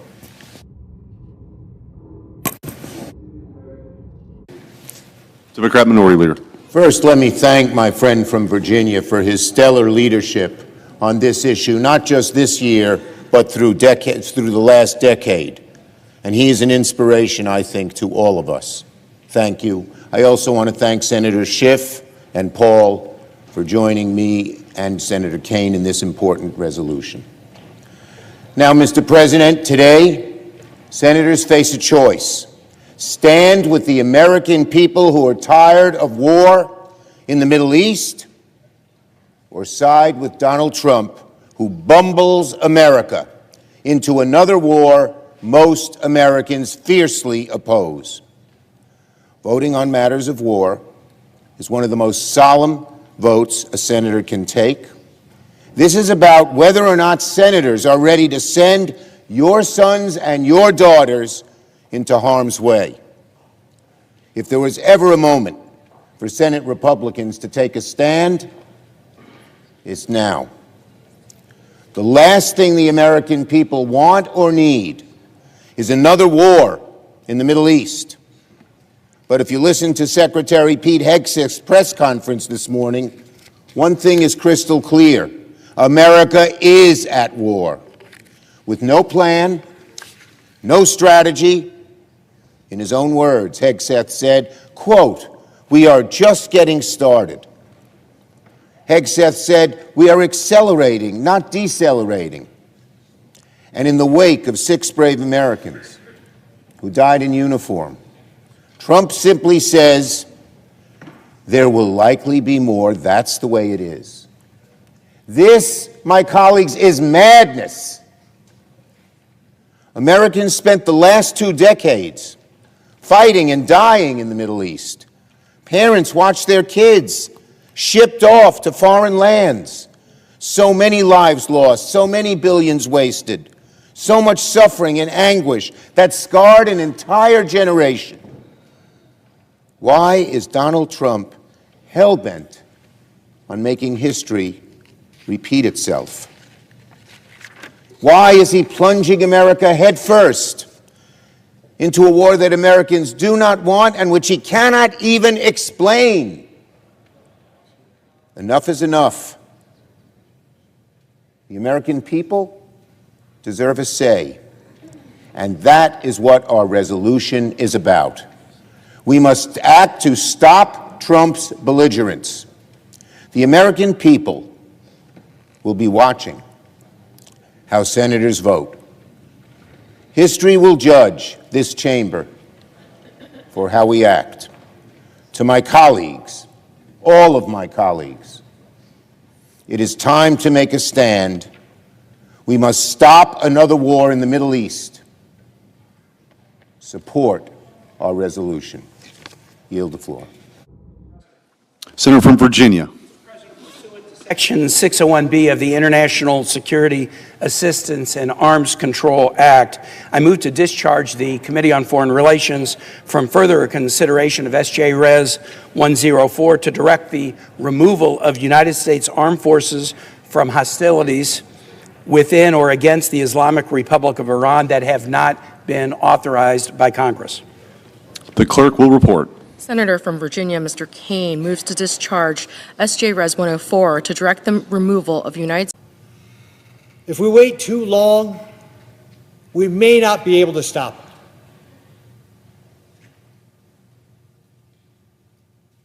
Thank you to our brave women and men in uniform who are carrying out this operation, who are risking themselves to keep our country safe.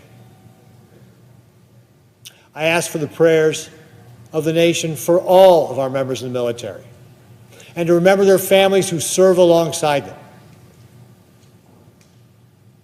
and to continue to mourn our dead who have died defending our nation. Thank you, Mr. President.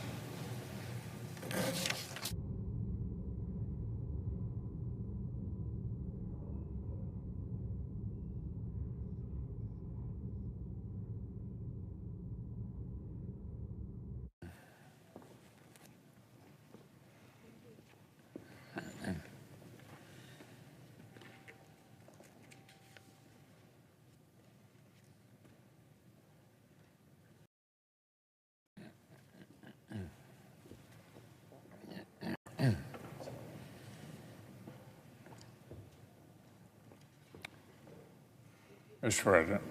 Senator from Kentucky.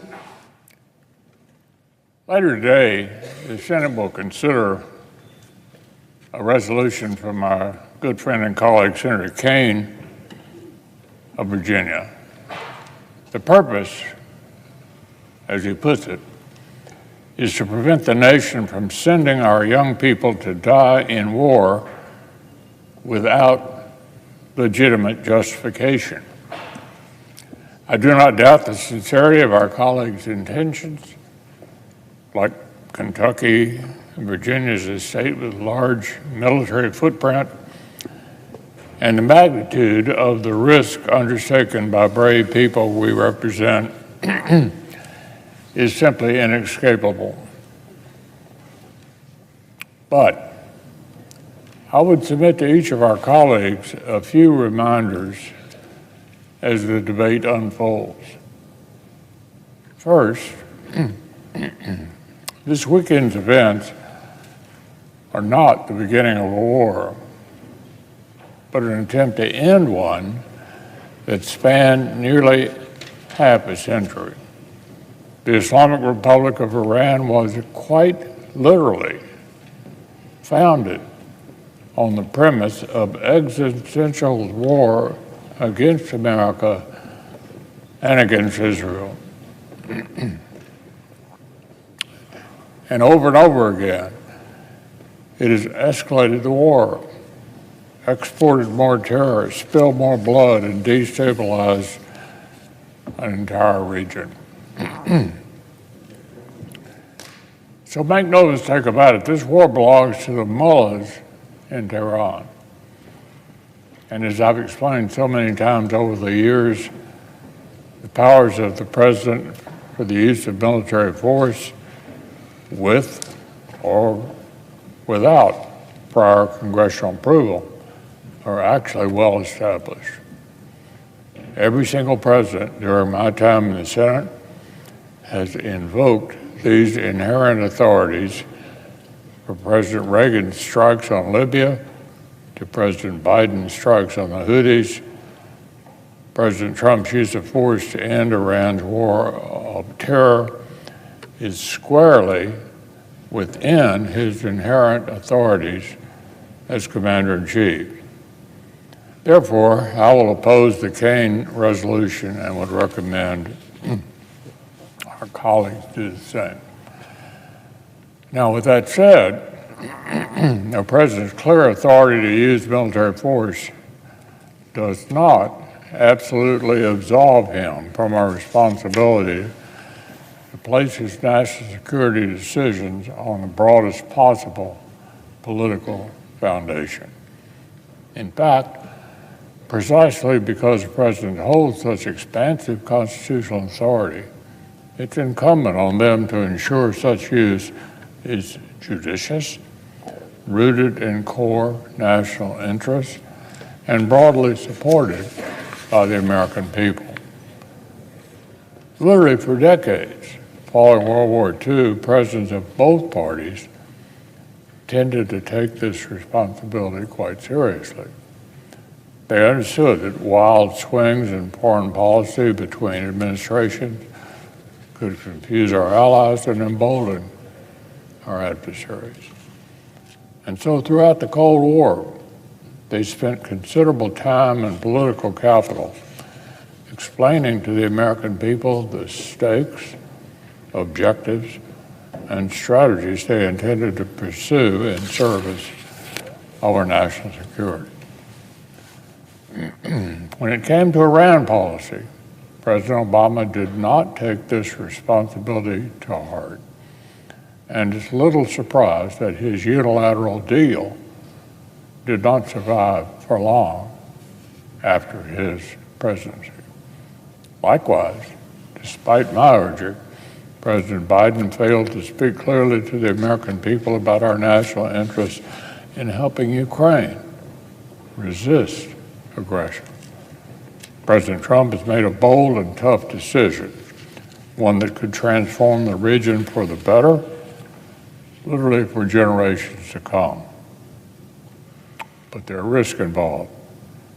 And I hope his administration will work to explain the connection between the commander-in-chief's worthy objectives and the military and diplomatic means to achieve them. Connecting ends and means is the essence of strategy. And it's important for the administration to explain to the American people how they intend to do so. In turn, our colleagues in the minority have a responsibility to actually listen and to not reflexively oppose foreign policy decisions of presidents they don't like. After all, we don't have to look far into the past to find Senate Democrats voicing support for keeping the military option on the table in America's dealings with Iran, or supporting President Biden's unilateral military force against Iran's proxies in the absence of explicit congressional authorization. More immediately, I hope our colleagues will consider the consequences of terminating ongoing operations before they've even succeeded. What would the Chinese, what would the Russians conclude if America abruptly lost its stomach for decisive action? What cold comfort would our allies take from increasing erratic and partisan application of U.S. foreign policy commitments? So, Mr. President, the consequences of successfully ending Iran's decades-long war against us and our allies and partners could reach far beyond the Middle East. This is evident in the way Russia and Chinese officials quickly, very quickly, condemned U.S. and Israeli operations, and in their unwillingness or inability to come to Tehran's aid in a meaningful way. Two observations at this point. First, one of the reasons U.S. operations have enjoyed such freedom of maneuver in the Western Hemisphere and in the Middle East is that Russia's bogged down in its war in Ukraine, a war whose battlefield innovations are already shaping operations over in the Gulf. If Russia was more unencumbered, it could have provided more material assistance to its partners in Venezuela and Iran. The price of peace in Ukraine matters, And we should be careful not to compel an outcome that allows Russia to reassert itself in regions of critical importance to the United States. At the same time, there's tremendous value globally to destroying Iran's ability to produce the drones that rain down death in Europe and the Middle East alike. There's likewise value in disrupting its illicit oil trade with the PRC. And finally, Mr. President, a word about munitions, military readiness, and defense industrial capacity. Regardless of disagreements on the pending question, every one of us should want the United States to have the best possible military. Every one of us should want our armed forces to be prepared for even more challenging threats.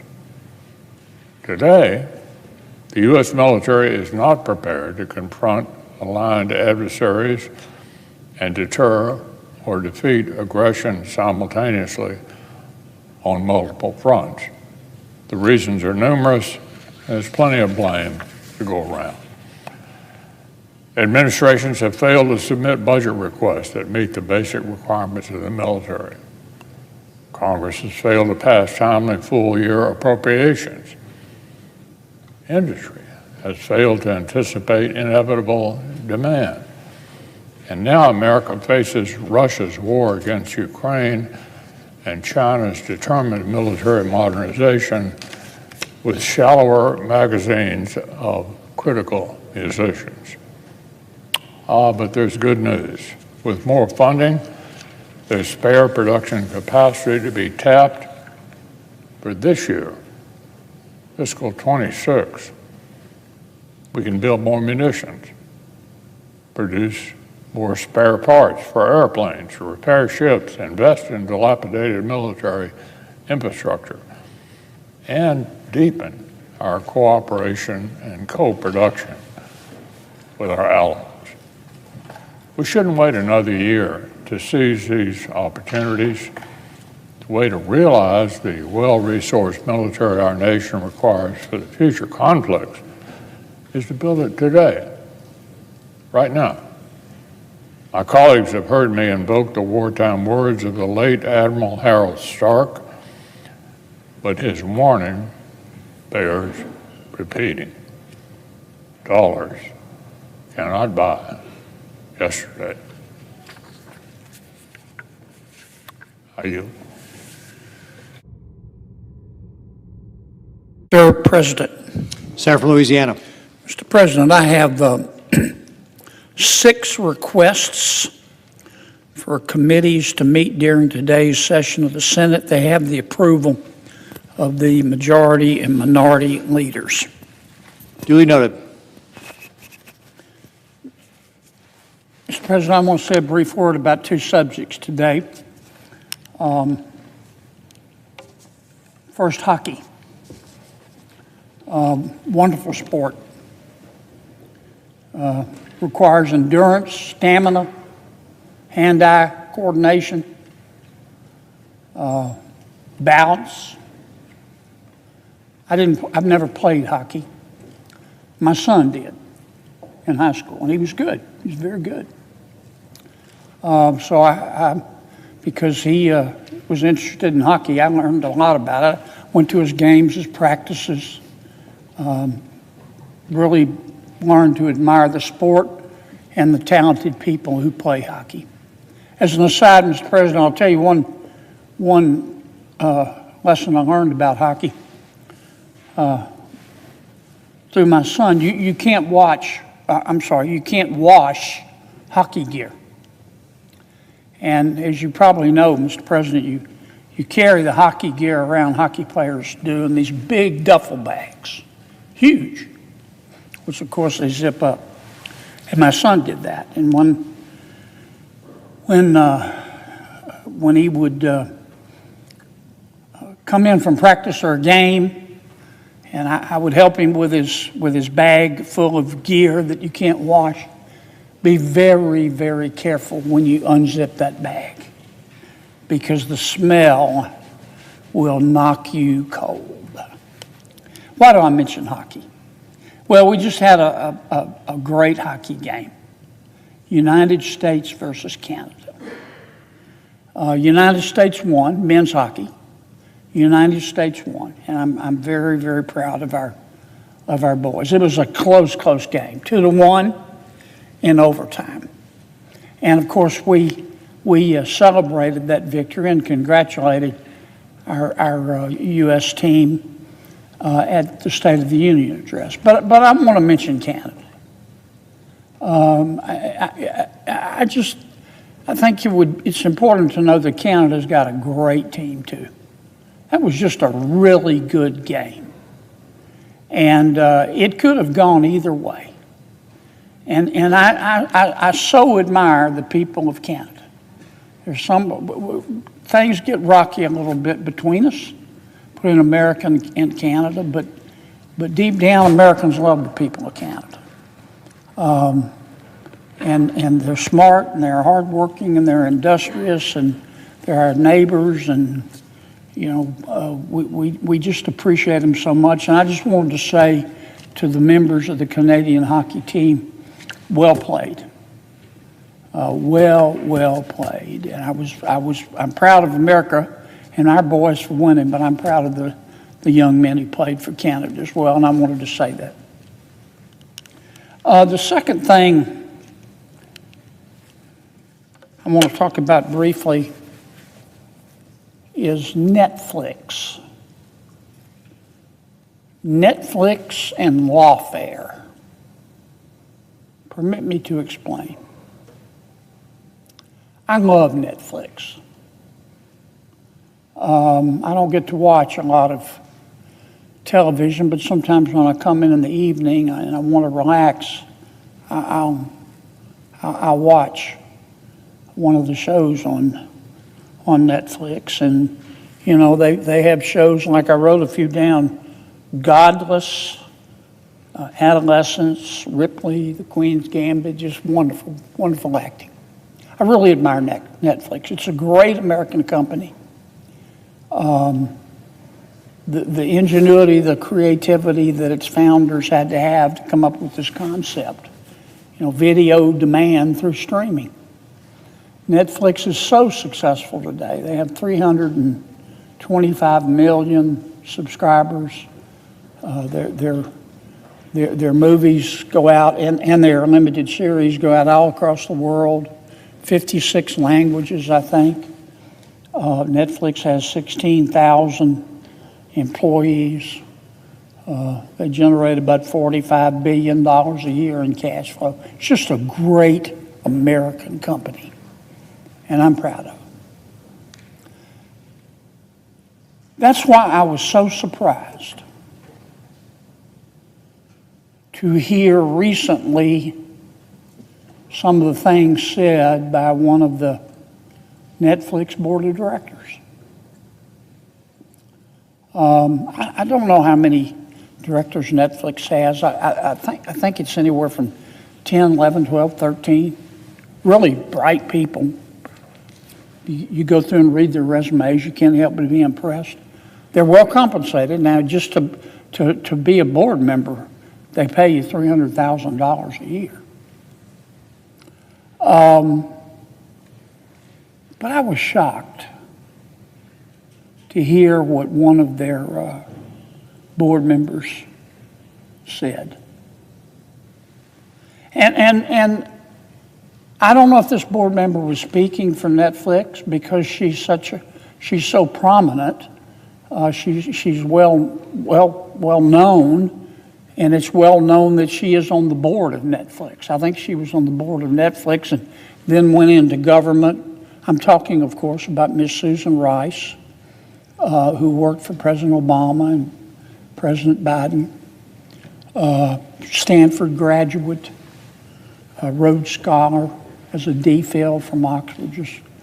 Ms. Rice is just, I guess I should say Dr. Rice is absolutely brilliant. But anyway, one of her paying gigs right now, I suspect she'll go back into government. One of her paying gigs right now is she's a very prominent independent director for Netflix. And it's very hard I mean, when she's so prominent, and you have this extraordinary American company, they're kind of joined at the hip. That's why I was so surprised. I want to read you what Ms. Rice said. I'm going to quote. These are her words, not mine. This is what Ms. Rice said. When it comes to the elites, you know, the corporate interests, the law firms, the universities, the media, it's not going to end well for them. For those that decided that they would act in their perceived, very narrow self-interest, which I would underscore is very short-term self-interest, and take a knee to Trump, not President Trump, not Mr. Trump, take a knee to Trump. As an aside, that'll surprise me, because when I talk about President Obama or President Biden, or President Trump, I'm always very careful to call them president. Democrat or Republican, it's a matter of respect.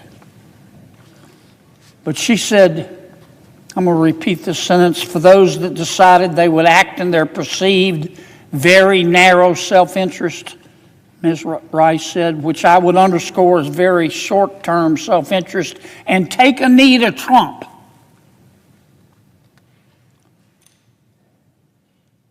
They are going to be caught with more than their pants down. They're going to be held accountable by those who come in opposition to Trump and win at the ballot box. If these corporations, I don't know if she's talking about Netflix or not. I know she's on the board of Netflix. If these corporations think that the Democrats, Ms. Rice, as you probably know, is a prominent Democrat. If these corporations think that the Democrats, when they come back in power, are going to play by the old rules and say, never mind, we'll forgive you for all the people you fired, all the policies and principles you violated, all the laws you've skirted, I think they've got another think coming. Because just like when Trump thought, once again, Trump, not President Trump, because just like when Trump thought, okay, I'll redistrict, and the Democrats won't have the guts to play hardball, they're going to be surprised. Democrats have had a bellyful. And we're not going to play by the old set of rules when these guys are playing by a different set of rules. End quote.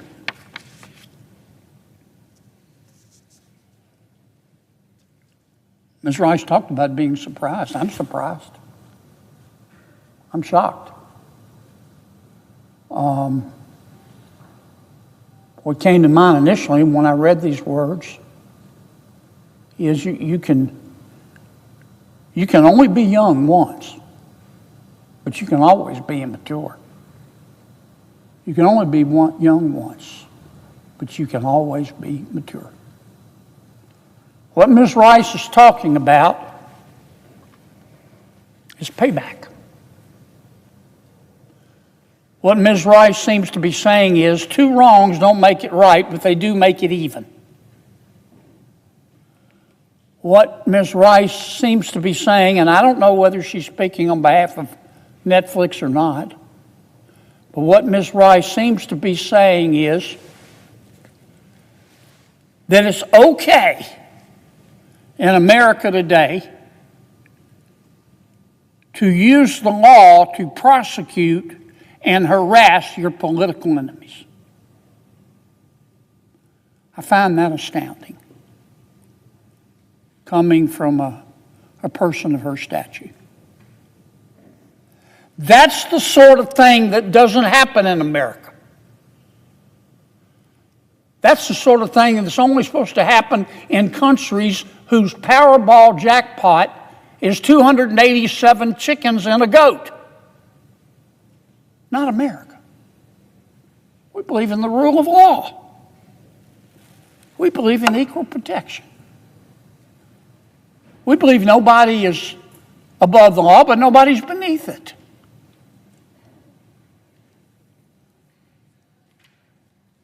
I can't think of a more irresponsible statement for somebody to make. You know, I remember when former President Biden started this lawfare business. Former President Biden, directly and indirectly, instructed Judge Merrick Garland, who was then Attorney General, to prosecute a former President of the United States, a former President of the United States who had run against President Biden, Attorney General Garland's boss, and a former President of the United States who at the time he was prosecuted by the Justice Department was a current opponent against President Biden. And I remember thinking at the time, they have unleashed spirits they cannot control. That is not what America is all about. And I know some are going to say, well, President Trump is doing the same thing. If that's true, I don't like that either. In fact, when many of President Trump's nominees for the Justice Department came and appeared before us for confirmation in judiciary, which I said, I talked to them about this. I said, 2 wrongs don't make a right, but they do make it even is wrong. It was wrong then when President Biden did it. It's wrong now if people are doing it, and it's going to be wrong if Ms. Rice gets back in government. And it is wrong for her to advocate this, especially if she's doing it on behalf of Netflix, a great American company. Gosh, you can only be young once, but man, oh man, you can always be immature. I suggest the absence of a quorum unless the parliamentarian wants me to yield to somebody, and she's pointing to Dave. So I'm going to yield to my good friend, the distinguished, handsome senator from Pennsylvania.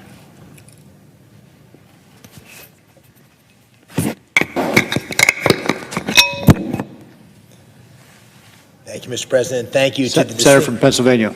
Thank you to the distinguished senator from Louisiana. Mr. President, I rise today in support of the Road to Housing Act. I grew up in Northeast Pennsylvania in a town called Bloomsburg, believing in a simple deal. You work hard, you play by the rules, and you can build a life in your own home. But that promise, the American dream, has become increasingly out of reach to families across our great Commonwealth. There are too few homes to buy and too many aging homes that families can't afford to maintain. The numbers tell a clear and disturbing story. Pennsylvania is short about 100,000 homes today. That's the same number of seats as we see here in Penn State's Beaver Stadium. Median home prices have hit an all-time high of $325,000. Rent has surged, and more than half our housing stock in Pennsylvania is over 50 years old, which means greater repair costs for homeowners already struggling with tight budgets. The absence of good new affordable housing has locked out young families. When I was a teenager, the median age of a first-time homeowner was 29. 29 years old. Today, it's 40. 40 years old. That is an entire decade of home ownership and wealth building that's been lost by a generation. Now, American families didn't create this problem. Washington did. Major federal housing programs have been funded for decades without serious reform. Some haven't been updated since the 1960s. The Biden administration had 4 years to address this crisis, and instead we got more bureaucracy, more mandates, and reckless spending that drove this problem off a cliff. From the row houses of Philadelphia to the small towns of the Monongahela Valley, home prices across Pennsylvania have risen more than 75%. 75% since 2020. Nationally, the average monthly mortgage payment is over $1,000 higher than when President Biden took office. Just last year, I visited Bedford dwellings in Pittsburgh's historic Hill District with HUD Secretary Turner, and we spoke with great Pennsylvanians who feel that the American dream is increasingly out of reach. I hear this feedback everywhere I travel across the Commonwealth of Pennsylvania. This is a big problem. It's an unacceptable problem, and it's time for a new direction.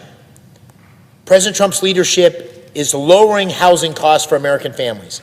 He cut red tape in permitting and construction, and he directed key agencies to keep Wall Street out of the starter home market.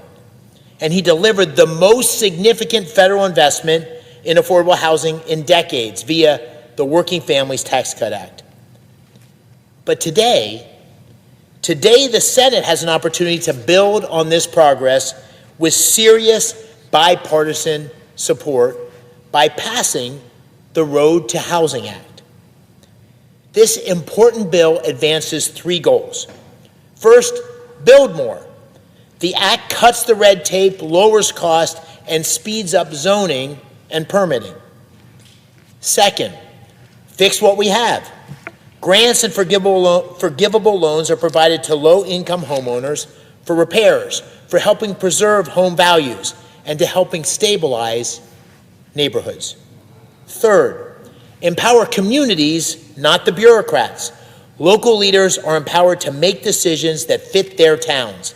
The federal government should be a partner, not a gatekeeper. Guided by these 3 principles, the Road to Housing Act represents the most consequential federal action on housing in a generation. Let me repeat that. The most consequential federal action on housing in a generation. Passing through the Banking Committee with a unanimous 24-0 vote, Republicans and Democrats alike, it's also proof that the Senate can address important issues in a bipartisan way. I'm particularly proud of the amendments my friend and colleague, Senator Fetterman, and I championed together. They protect Pennsylvania workers, Pennsylvania veterans, and Pennsylvania homeowners. For example, I was the lead or co-lead on 6 provisions that will help ensure Pennsylvanians, including our 800,000 veterans, can afford good homes without the risk of falling through the cracks. The bill and my provisions also empower Pennsylvania's community lenders. There's a scene in the iconic movie It's a Wonderful Life where George Bailey, played by Jimmy Stewart. Jimmy Stewart, by the way, was a native of my dad's hometown, Indiana, Pennsylvania. And in that movie, he fights to save the Bailey Building and Loan. This was a community lender in the fictional town of Bedford Falls that knew every borrower by name and made the mortgages that helped ordinary people own homes. That model once helped build a wonderful life for generations of Americans. But we've regulated so heavily that community lenders who want to serve their neighbors can't make the math work. My friends, home ownership for most young families should not exist only in the movies.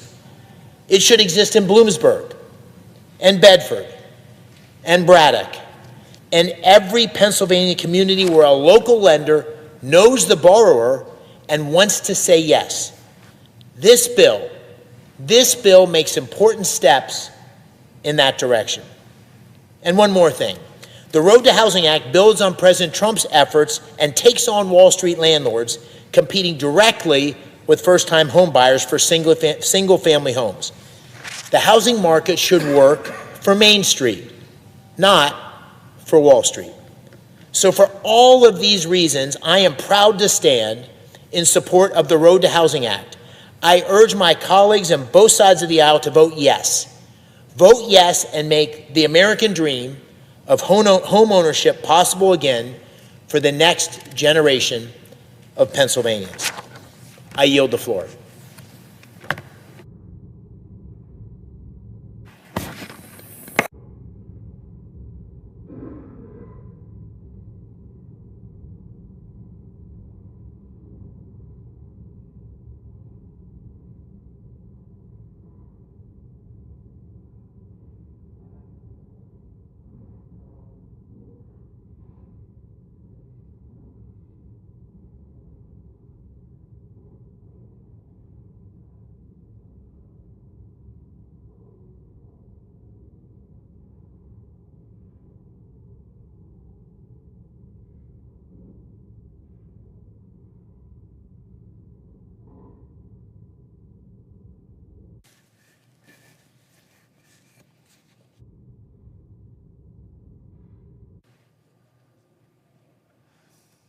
Mr. President. Senator from Colorado. We now have a government that cannot manage even a simple crisis at home, while at the same time stumbling into continuing catalog of catastrophic events abroad. That's a direct quote from President Trump a year ago, spoken about the Biden administration, which President Trump spoke in his inaugural address just over a year ago. Fast forward 1 year, and now it's this administration dragging the United States into an illegal war with Iran, one that has already taken American lives, spread chaos and destruction to an entire region.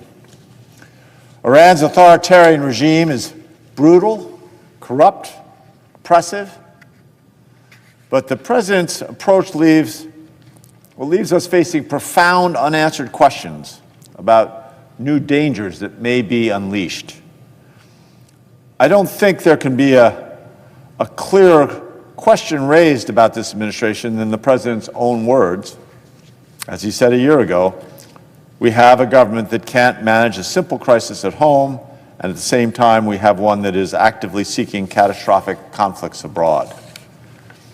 Every strike, every military escalation, every headline is a distraction. It pulls our attention overseas from the urgent economic struggles that Americans face at home. It distracts from the hard, less glamorous work it takes to make life more affordable for the American people. Iran is only the latest in a long line of distractions. Right now, the U.S. and Israel are hitting targets all across Iran. The Trump administration entered this war with no plan of what comes next, and now the killing of Iran's supreme leader has left that country facing a dangerous, uncertain future. The conflict is spreading. Iran is retaliating by launching missiles at U.S. bases and partner countries across the Middle East. The entire region has now been dragged into this war, and 6 American soldiers are already dead. As we speak, more troops, our courageous men and women, are being deployed into this volatile region, all to fight a war of choice that is illegal. It's a war that the American people don't want. The administration can't agree on a joint goal, strategy, even an endgame.